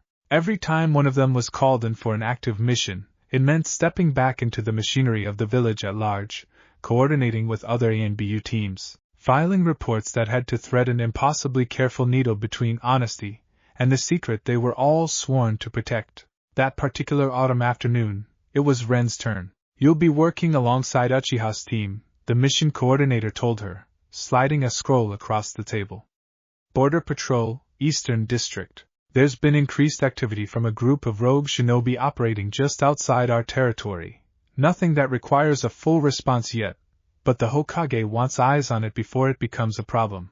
Ren scanned the scroll's contents, her expression giving away nothing. Uchiha's team could mean any number of things in a village with a clan that large, but something in the coordinator's tone told her exactly which Uchiha they meant. "Itachi Uchiha," she said, more confirmation than question. "Youngest ANBU captain in the village's history," the coordinator confirmed, with the faint, weary respect of someone who'd stopped being surprised by the Uchiha prodigy's accomplishments years ago. 13 years old and already running his own squad. "You'll report to him directly for the duration of the assignment." It's worth pausing here, because if you've followed the original series, you already know what that fact means, and what it costs. Itachi Uchiha, by this point in the timeline, was already carrying burdens no 13-year-old should have to carry. A war he'd fought in as a child soldier, a clan sliding toward rebellion against the very village he'd sworn to protect, and a mission waiting for him in the very near future that would define the rest of his tragically short life. None of that was visible yet to the wider village. To most of Konoha, he was simply a genius, impossibly gifted, quietly reserved, the pride of a proud and increasingly isolated clan. Ren had crossed paths with him exactly twice before, both times in passing, both times leaving her with the same faint, uneasy impression. This was a boy who watched everything and revealed nothing, and something about the particular quality of his silence reminded her, uncomfortably, of exactly the kind of careful concealment her own squad had spent 6 years teaching Naruto to master. The Eastern Border Patrol was, by ANBU standards, a relatively low-stakes assignment. 3 days tracking and monitoring a group of rogue shinobi who seemed more interested in avoiding conflict than provoking it, mapping their movements and reporting back rather than engaging directly. Ren found herself paired most closely with Itachi himself during the long, quiet stretches of surveillance. The two of them positioned in the high branches of a wide oak overlooking a valley where their targets had made camp. For the better part of an hour, either of them spoke. It was Itachi who finally broke the silence, his voice quiet, measured, carrying none of the impatience or restlessness that might be expected from someone his age. "You're the one who disappeared from active rotation 6 years ago," he said. Not quite a question. Ren kept her eyes on the valley below, giving nothing away in her expression. "Reassigned. Same as most ANBU eventually are." "Reassigned to what, though?" Itachi's tone remained perfectly even, more genuinely curious than probing. "I've reviewed the active squad rosters more than once. There's no record of where you and your team went." It was, Ren understood immediately, not an idle observation. Itachi Uchiha did not make idle observations. Everything about the way he'd phrased it, precise, deliberate, giving her every opportunity to simply not answer without it becoming an obvious deflection, told her this was a boy who'd already learned, at 13, exactly how to extract information without ever seeming to demand it. "Classified," she said simply. "Same as I'd assume most of what you do is." Something that might, on a less guarded face, have been the ghost of a smile flickered briefly at the corner of Itachi's mouth. Fair, he allowed, and let the subject drop, though Rin noted, with the particular wariness of someone who'd spent years protecting a much larger secret, that dropping the subject wasn't the same as forgetting it. They fell back into silence, and for a long while, it seemed the conversation had ended there. It was Itachi, again, who eventually spoke, this time on a different subject entirely, though Rin would later wonder if it had ever really been separate at all. Do you have family? He asked. Rin considered the question carefully before answering, weighing exactly how much honesty the moment could safely bear. Something like it, she said finally. Not blood family. But family, all the same. Itachi was quiet for a long moment, his gaze fixed on the valley below, though something in his posture had shifted, subtly, into something more contemplative. I used to think blood was what mattered most, he said finally, quietly, almost to himself. I'm no longer certain that's true. There was a weight behind those words that Rin, even without knowing the full context of what was building within the Uchiha clan at that moment, could sense clearly enough to recognize as significant. She glanced sideways at him, this impossibly gifted, impossibly young captain, carrying himself with the composure of someone twice his age and the exhaustion, just barely visible beneath the surface, of someone who hadn't slept properly in longer than that composure let on. Is everything all right? She asked, and meant it, despite every instinct telling her to keep this mission strictly professional. Itachi glanced at her, something unreadable passing behind his dark eyes. Everything is fine, he said, and the words carried the smooth, practiced finality of someone who had said that exact phrase many times before, to many people, and had gotten very good at making it sound true regardless of whether it was. Ren didn't push. Whatever burden this boy was carrying clearly wasn't hers to pry into, not on a 3-day border patrol assignment, not as a virtual stranger. But something about the exchange stayed with her long after the mission ended, a small, uneasy weight she couldn't quite set down. The mission concluded without incident 3 days later, the rogue shinobi group, as suspected, more interested in avoiding Konoha's attention than provoking it, retreating further from the border once they clocked ANBU presence in the area. Ren's report was filed, her temporary assignment closed, and by all rights, that should have been the end of her professional overlap with Itachi Uchiha. It wasn't. 2 weeks later, walking through the village on a rare afternoon of ordinary errands, collecting supplies for the compound's kitchen, a task she'd drawn short straw on that week, Ren spotted a familiar figure sitting alone on a low stone wall overlooking the Naka River, dressed in plain civilian clothes rather than ANBU gear, watching the water with an expression of quiet, unguarded exhaustion that felt, somehow, far more honest than anything she'd seen from him during their mission together. She almost walked past without acknowledging him. Almost. Long day? She asked instead, coming to a stop a respectful distance away. Itachi glanced up, and for just a moment, brief enough that she might have imagined it, something like relief flickered across his face before the careful composure reasserted itself. Something like that, he said.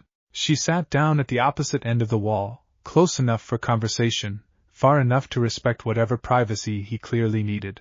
For a while, either of them spoke, the river moving slowly past below them, late afternoon sunlight catching gold on the water's surface.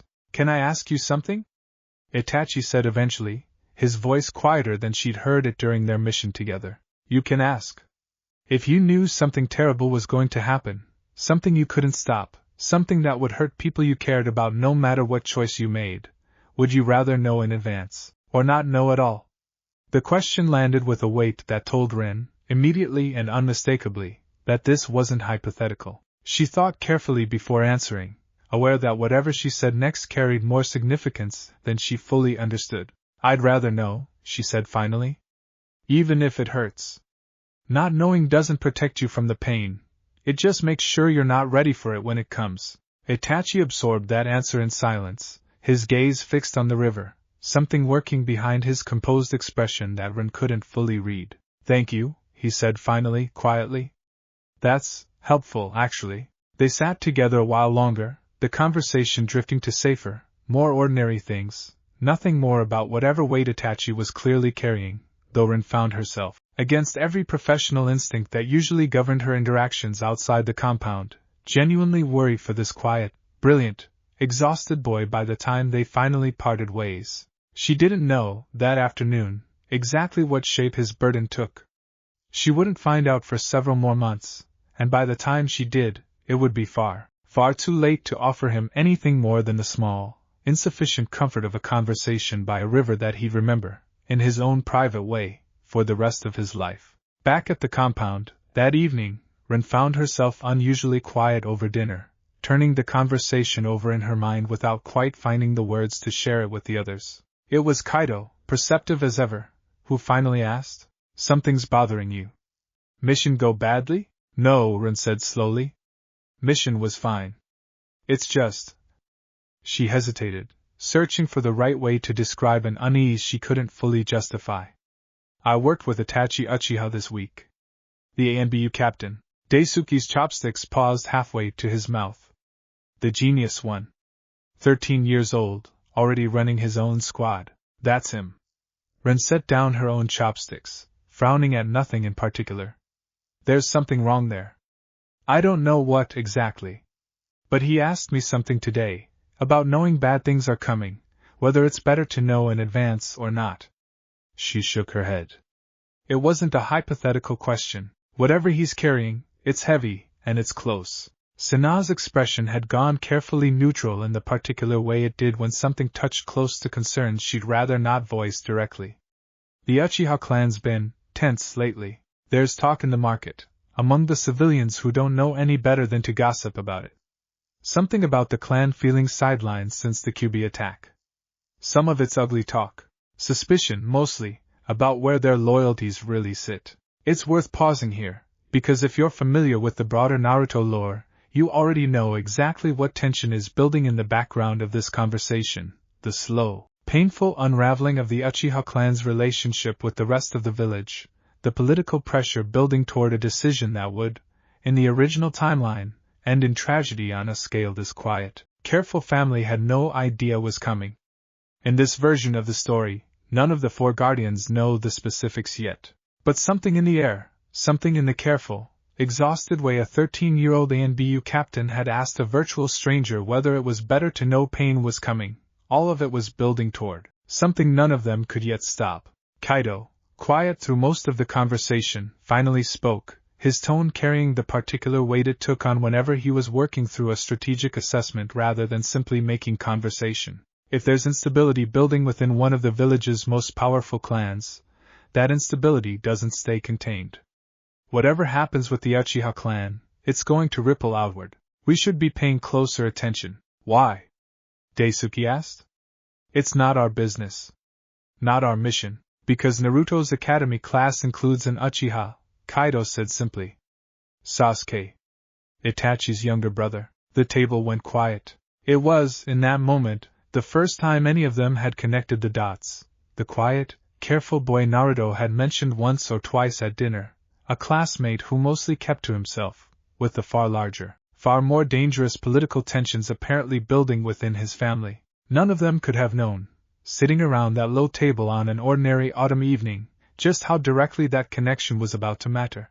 At the academy, meanwhile, Naruto's own awareness of Sasuke Uchiha had, up to that point, been fairly limited, a quiet, intensely focused classmate who excelled at nearly everything with an ease that drew constant, if somewhat resentful, admiration from the rest of their year. They'd exchanged perhaps a dozen words total since the start of term, mostly incidental, a borrowed pencil once, a brief, mutually confused exchange during a partner exercise either of them had particularly wanted to be paired for.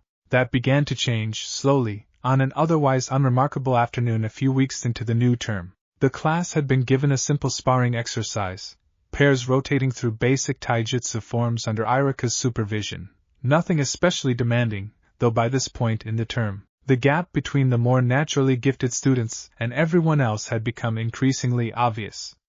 Naruto found himself paired, for the first time, directly against Sasuke. It should have been, by every rule Naruto's guardians had drilled into him over the preceding months, a simple, careful performance. Fumble a little, land a few unremarkable hits, lose convincingly without seeming suspiciously weak. What actually happened was more complicated, because Sasuke Uchiha, unlike Kiba's enthusiastic but ultimately unremarkable strikes, fought with a precision that was, for a supposedly untrained 6-year-old, genuinely unsettling. His stance was tight, controlled. His strikes carried real, deliberate technique behind them. Nothing flashy, nothing that should have been possible for a child his age without serious clan instruction, but unmistakably, carefully trained all the same. Naruto found himself, for the first time since enrolling, having to work at least somewhat honestly just to maintain his careful performance of mediocrity, adjusting his usual fumbling in real time to account for an opponent who was, apparently, not entirely unlike himself. They traded a series of exchanges, Naruto pulling his usual careful punches, Sasuke pressing with genuine, disciplined technique, until Iruka called the round, declaring it a narrow win for Sasuke, who accepted the result with the same quiet, unreadable composure he seemed to carry through most interactions. "You're better than you look," Sasuke said afterward, not quite a compliment, not quite anything else either, simply an observation, delivered with the flat, appraising directness that would come to define so much of his character in every version of this story. "You're better than everybody," Naruto said honestly, which had the benefit of being both true and safely deflective all at once. Something in Sasuke's expression shifted, subtly, not quite a smile, but something adjacent to it, a fractional easing of the perpetual, careful reserve he carried through most of his interactions with classmates. "My brother's better than me," he said, and there was something complicated buried in that statement, something Naruto, even without fully understanding the context, could sense carried more weight than the words alone suggested. "Bet that's annoying," Naruto said, with the easy, unguarded honesty that had, over the preceding weeks, become one of the most consistently effective tools in his careful performance of ordinariness. Because it wasn't a performance at all, not really. It was simply who he was. Sasuke actually huffed out something that might, on a more expressive face, have qualified as a laugh. Sometimes, he admitted, and then, as though surprised at his own candor, seemed to catch himself, the familiar reserve settling back over his expression like a curtain drawn closed. It was a small moment. It wouldn't have registered as significant to either boy at the time, just two classmates, briefly, unexpectedly finding a small point of genuine connection in the middle of an otherwise unremarkable sparring exercise. But it planted something, quietly, that would matter far more in the months ahead than either of them could have guessed. That connection deepened, slowly and without particular fanfare, over the following weeks. Naruto and Sasuke didn't become close friends, not exactly. Sasuke's natural reserve made anything like genuine closeness a slow, careful process with almost everyone in their year, Naruto included. But something like mutual respect settled between them, an unspoken acknowledgement of two children who both, in very different ways, carried more weight and more careful performance than their classmates ever suspected.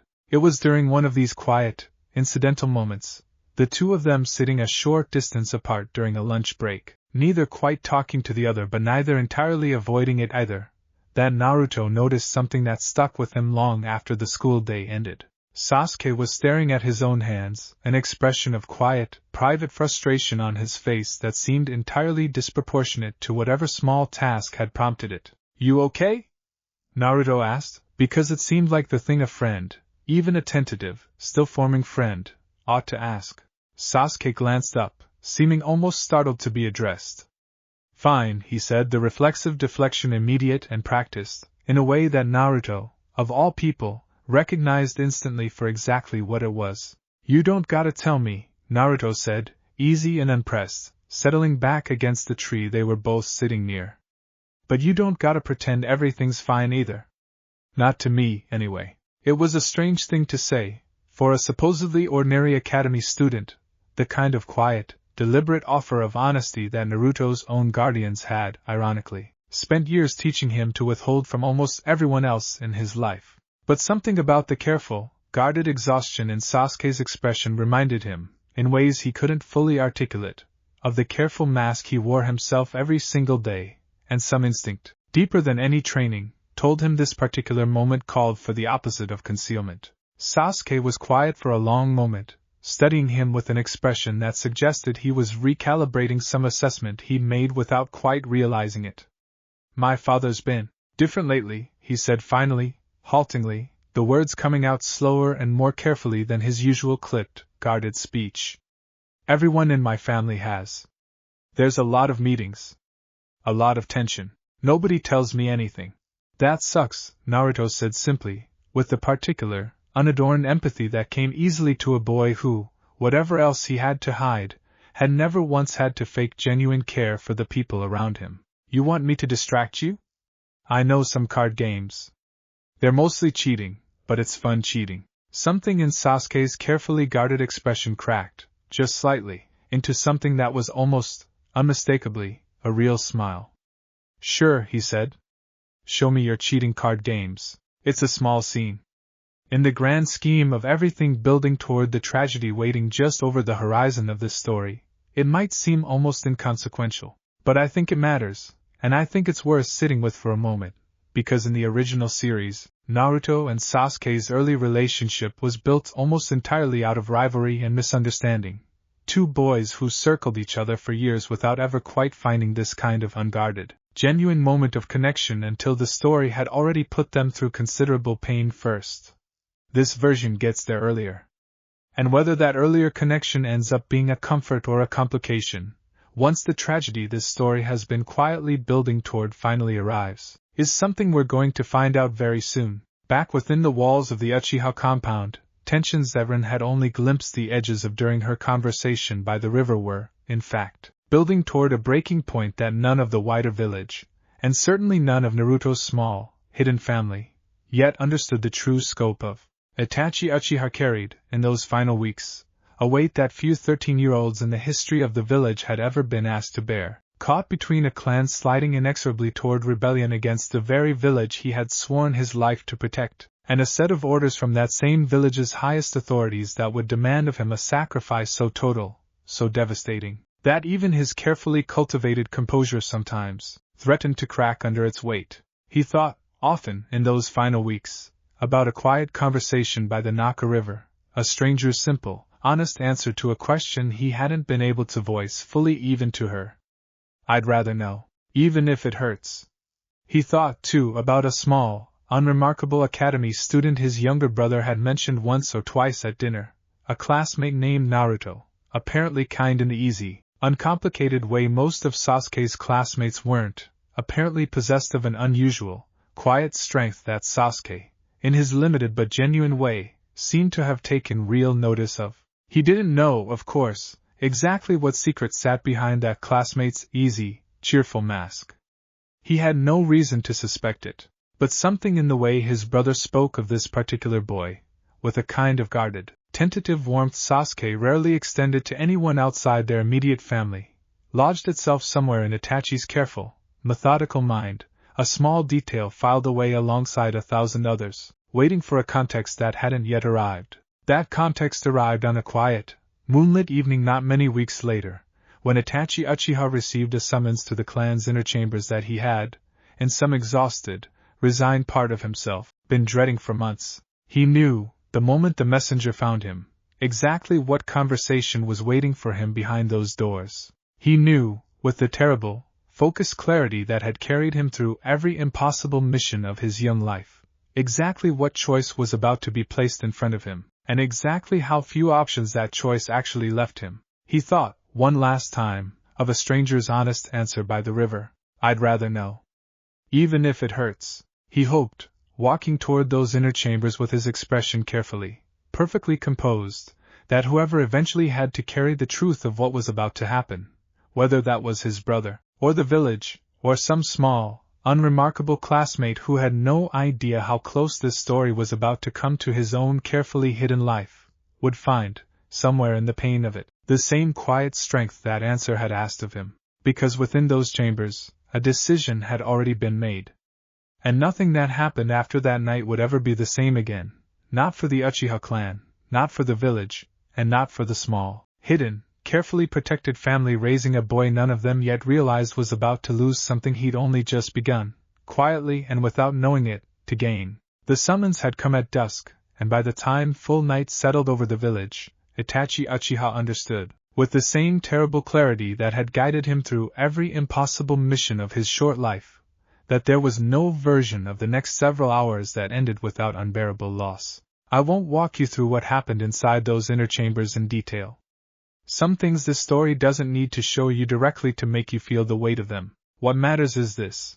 By the time the moon had climbed high over Konoha, the compound that had once housed one of the village's oldest and proudest clans stood in silence, and the boy who had carried out that silence walked its empty streets alone, carrying a grief so total it would define the rest of his life. If you know the original story, you already understand the broad shape of this tragedy: a clan on the edge of rebellion, a village desperate to avoid open civil war, and one impossibly young shinobi handed a mission that would cost him everything he loved to prevent a bloodshed that would have cost the village far more.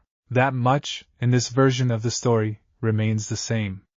What's different here, what this whole series has been building toward, is who else was watching that night, and what it meant for a small, hidden family 3 miles beyond the village walls. Kaido felt it before anyone else did. He was on watch that night, seated in his usual place at the edge of the compound's training clearing, senses spread wide across the surrounding forest the way they always were during his rotation. It started as something small, a ripple in the ambient chakra of the village, faint enough at first that he almost dismissed it as nothing more than a particularly large jutsu being cast somewhere within the walls. Then it kept going. And going. A slow, steady, methodical bleeding away of chakra signatures he recognized, distantly, from years of missions and village functions, signatures that didn't fade the way chakra fades when a shinobi simply goes to sleep, but the way it fades when something far more final happens. He was on his feet and moving toward the house before he'd consciously decided to. Something's wrong, he said, finding Ren already awake, alert to the change in his posture the moment he crossed the threshold. Years of working together had built a shorthand between them that didn't require lengthy explanation.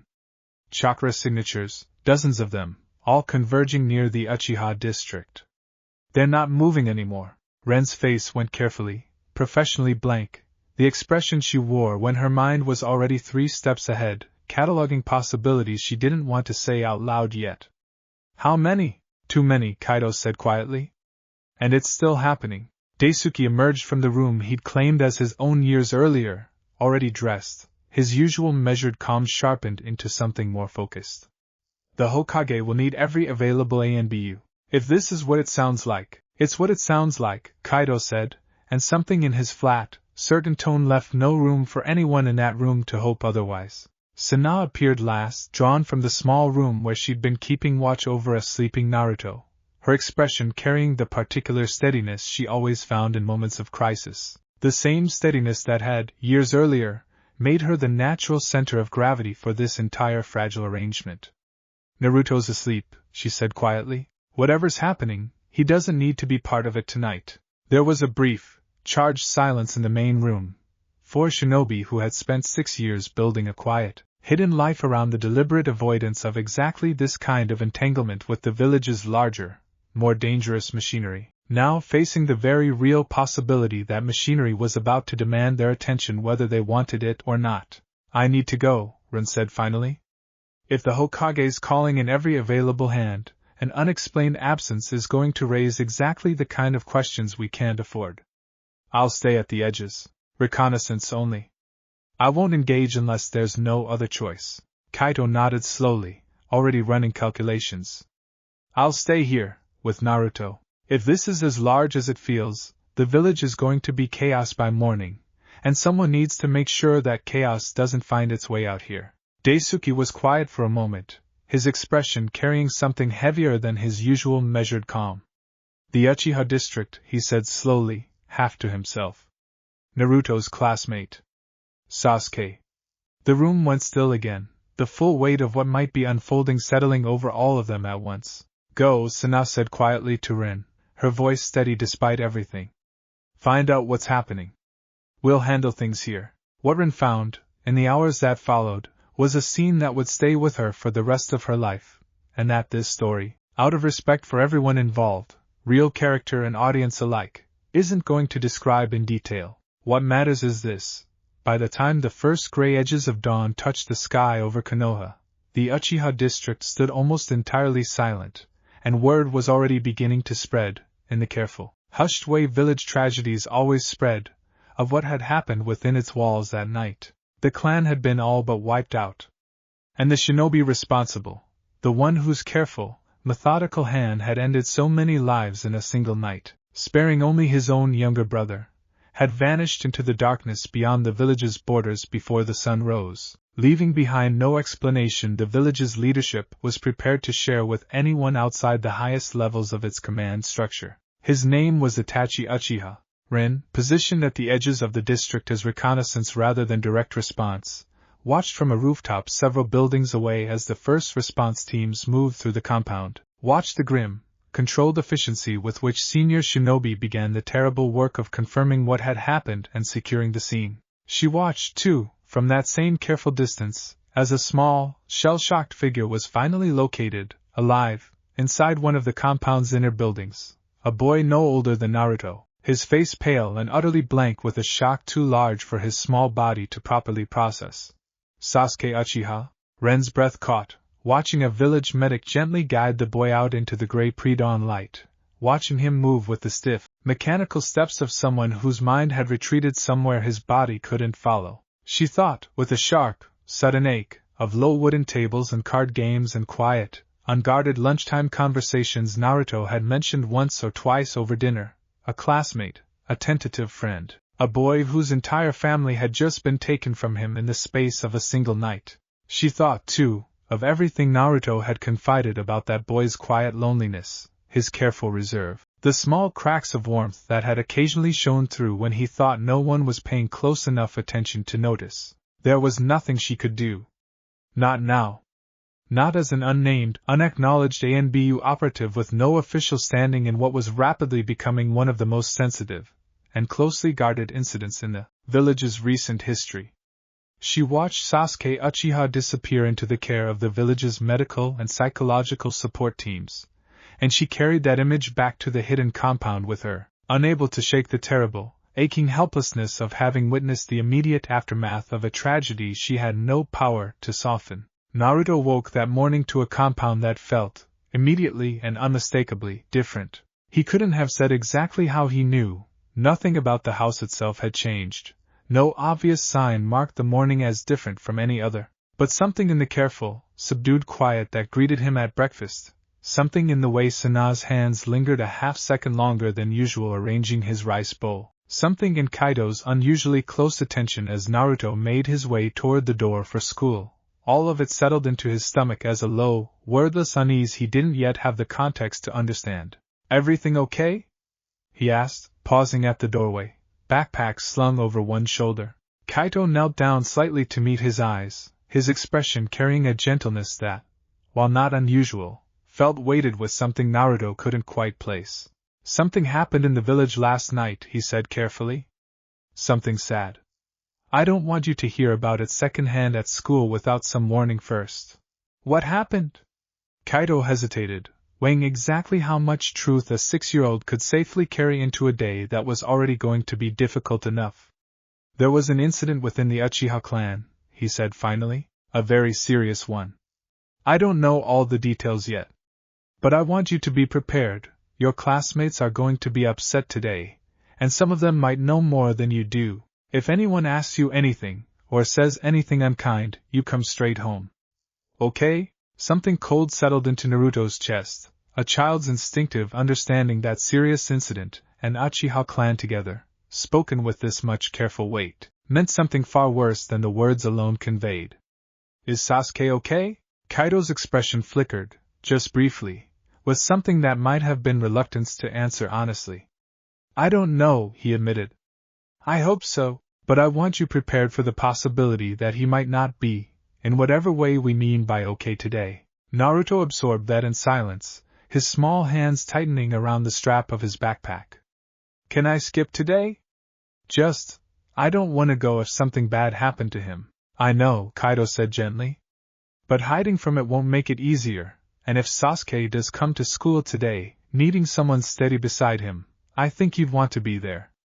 Wouldn't you?" It was, in its own careful way, exactly the right thing to say to this particular boy, because whatever else 6 years of ANBU-adjacent training had shaped in him, the fierce, uncomplicated instinct to be present for the people he cared about had never once needed to be taught. Naruto nodded slowly, some of the fear in his expression settling into a quieter, steadier resolve. Okay, he said.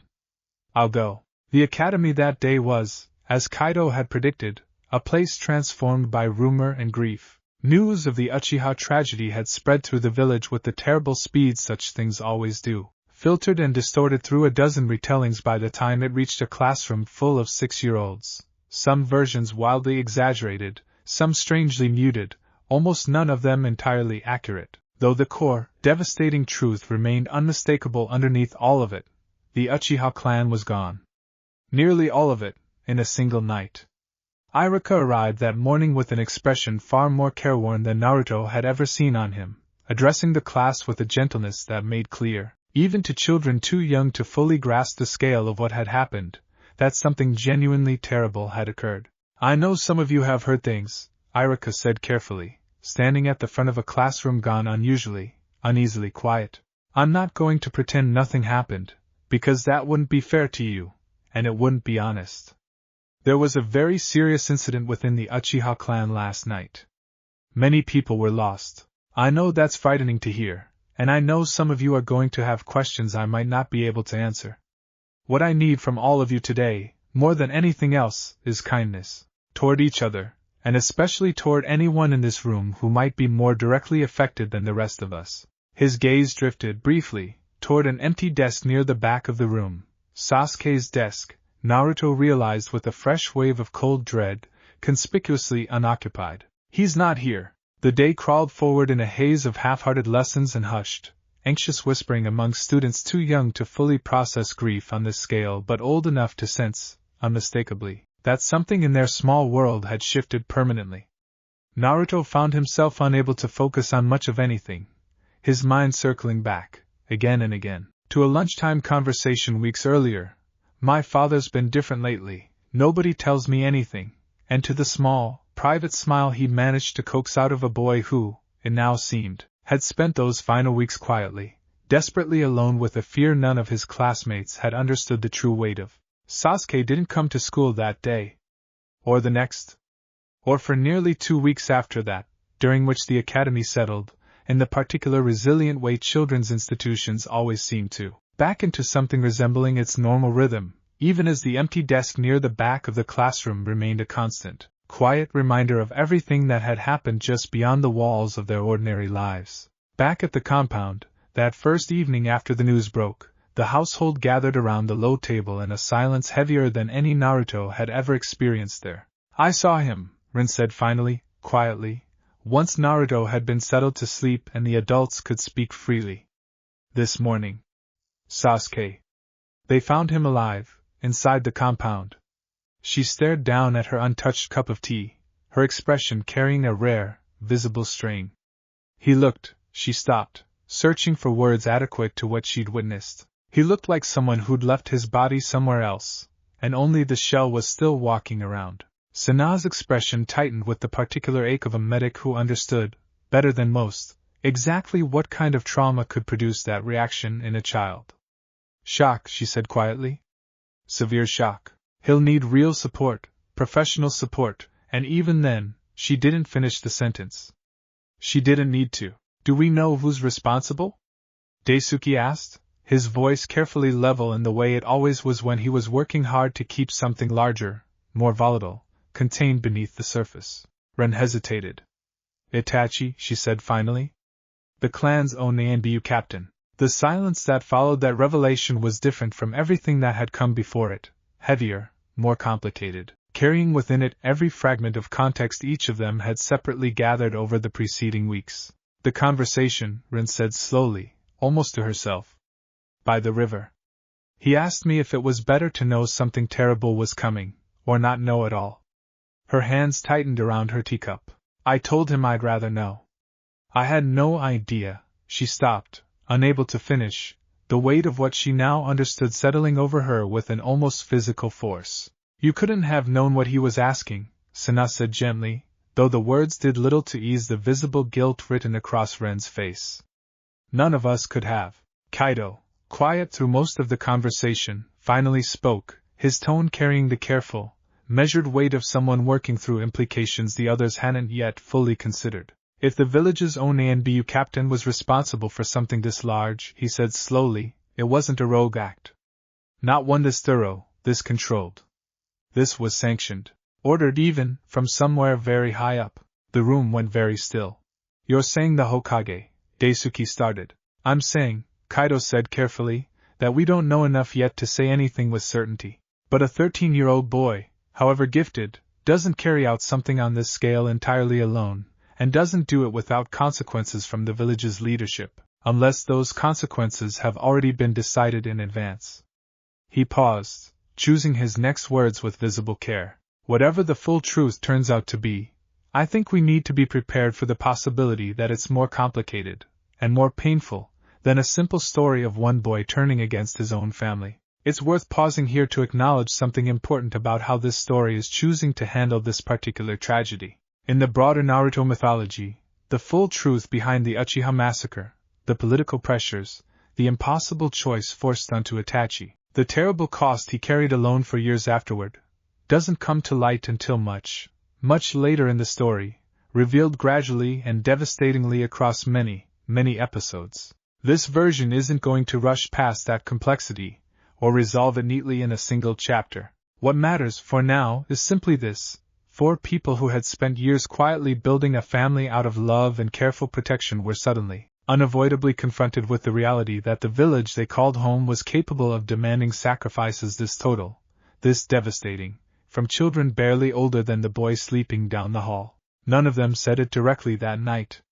But the thought hung over the table regardless, unspoken and impossible to ignore. If the village could ask this of Itachi Uchiha, what might it one day ask of Naruto? 2 weeks after the tragedy, Sasuke Uchiha returned to the academy. The classroom fell quiet the moment he walked through the door, not the deliberate, respectful hush Irika had asked for, but the particular, awkward silence of children too young to know how to hold space for grief this enormous, uncertain whether to say something or say nothing at all. Sasuke crossed to his desk without meeting anyone's eyes, sat down with the same stiff, careful precision Rin had described witnessing that first terrible morning, and stared straight ahead at the front of the classroom as though the rest of the room simply didn't exist. Naruto watched him from across the room for the better part of the morning, uncertain, for the first time in longer than he could remember, exactly what to do.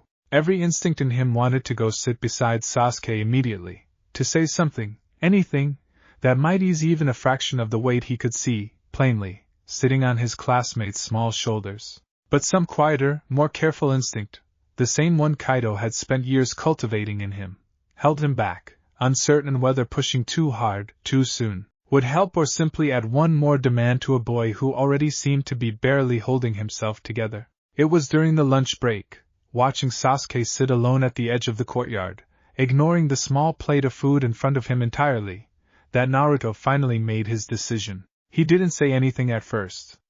He simply walked over, sat down beside Sasuke at a careful, respectful distance, and stayed quiet, the way he sometimes did during his own training sessions with Kaido, when the most useful thing he could offer was simply presence rather than words. Sasuke didn't acknowledge him for a long time. Long enough that Naruto began to wonder if he'd made the wrong call after all, if his presence was simply one more unwanted intrusion on grief this private, this enormous. You don't have to sit here, Sasuke said finally, his voice flat, hollowed out in a way that made Naruto's chest ache. I know, Naruto said simply.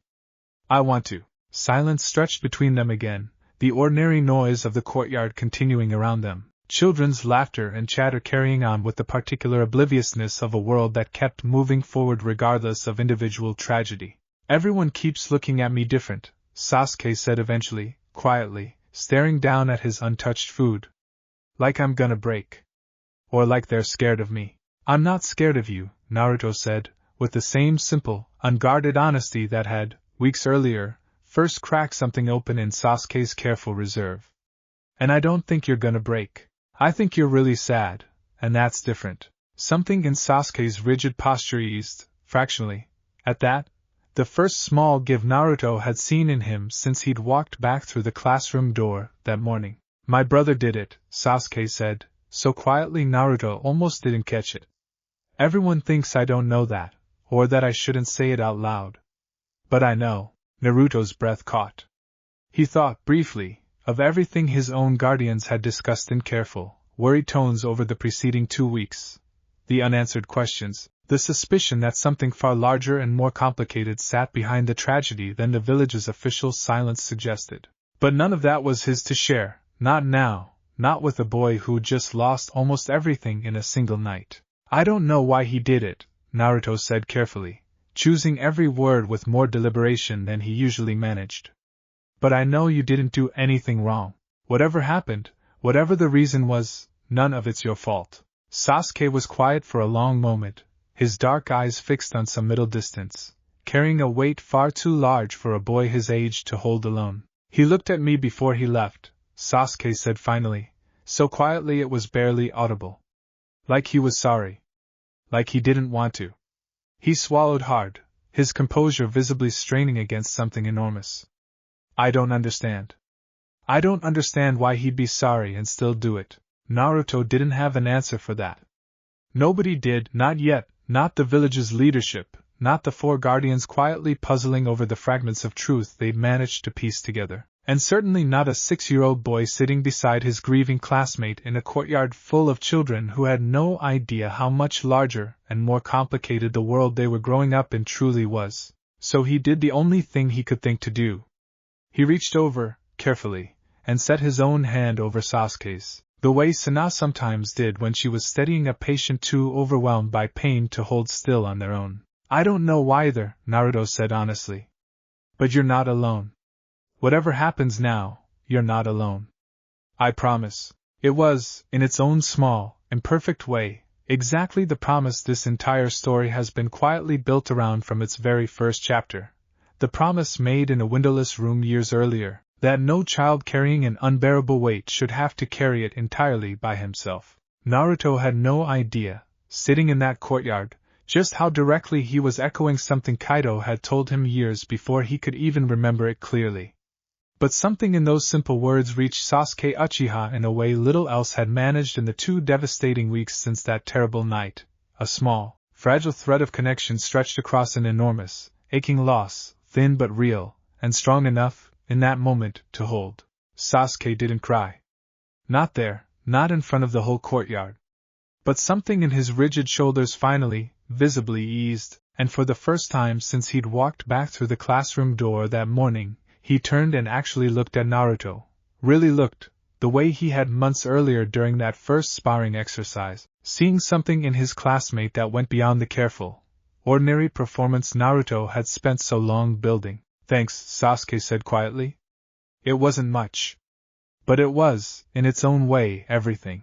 That evening, walking home through the familiar tree line toward the hidden compound, Naruto found himself unusually quiet, turning the day's events over in his mind with a gravity that felt, even to him, older than his 6 years. You're thinking hard about something, Kaido observed, falling into step beside him as they crossed the final stretch toward home. Sasuke came back today, Naruto said. He's really sad. Sadder than I've ever seen anybody. He hesitated, choosing his words carefully. I told him he's not alone. That whatever happens, he's not alone. Kaido was quiet for a moment, something complicated moving behind his usual careful composure. That was a good thing to tell him, he said finally. Is it true, though? Naruto asked, glancing up. Is he really not alone? 'Cause it kinda seems like everyone's scared of him now.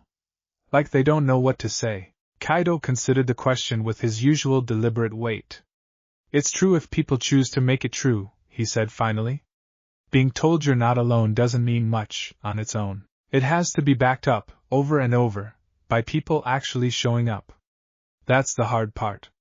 Anyone can say the words once. Then I'm gonna keep showing up, Naruto said, with the simple, immovable certainty that, in every version of this story, seemed to be the one constant nobody could ever quite train or talk him out of. Every day, if I have to. Something in Kaido's expression softened, unmistakably, beneath the careful mask he usually wore even here, within the safety of the compound's grounds. I think that's exactly the right choice, he said quietly. And for what it's worth, I'm proud of you. Today wasn't an easy day, for anyone. You handled it with more grace than plenty of adults would have managed. They walked the rest of the way home in comfortable silence, the weight of the day settling, slowly, into something more bearable, Not resolved, not healed, but held, the way every hard thing in this quiet, hidden family had always eventually been held. Behind them, back within the village walls, a boy named Sasuke Uchiha lay awake in an unfamiliar bed, staring at an unfamiliar ceiling, carrying a grief too large for words and a single, small, unexpected thread of comfort that a classmate's simple, unguarded promise had left behind. He didn't know, yet, how much that promise would come to matter in the years ahead. He didn't know that the boy who'd made it was carrying secrets of his own, weights of his own, hidden behind a careful, ordinary mask not entirely unlike the one Sasuke himself would soon learn to wear. But something had shifted that day, quietly and permanently, in the fragile, complicated bond between two boys who had both, in very different ways, just learned exactly how much the world could take from a person without warning. And somewhere beyond the village's borders, moving alone through the darkness with a grief and a burden no one, not the village, not his remaining family, not even the small, hidden family who would come to play a much larger role in his story before this was all over, yet fully understood, Itachi Uchiha carried forward into an uncertain future, the weight of an impossible choice settling permanently onto shoulders far too young to bear it. This story isn't done with him. Not by a long way.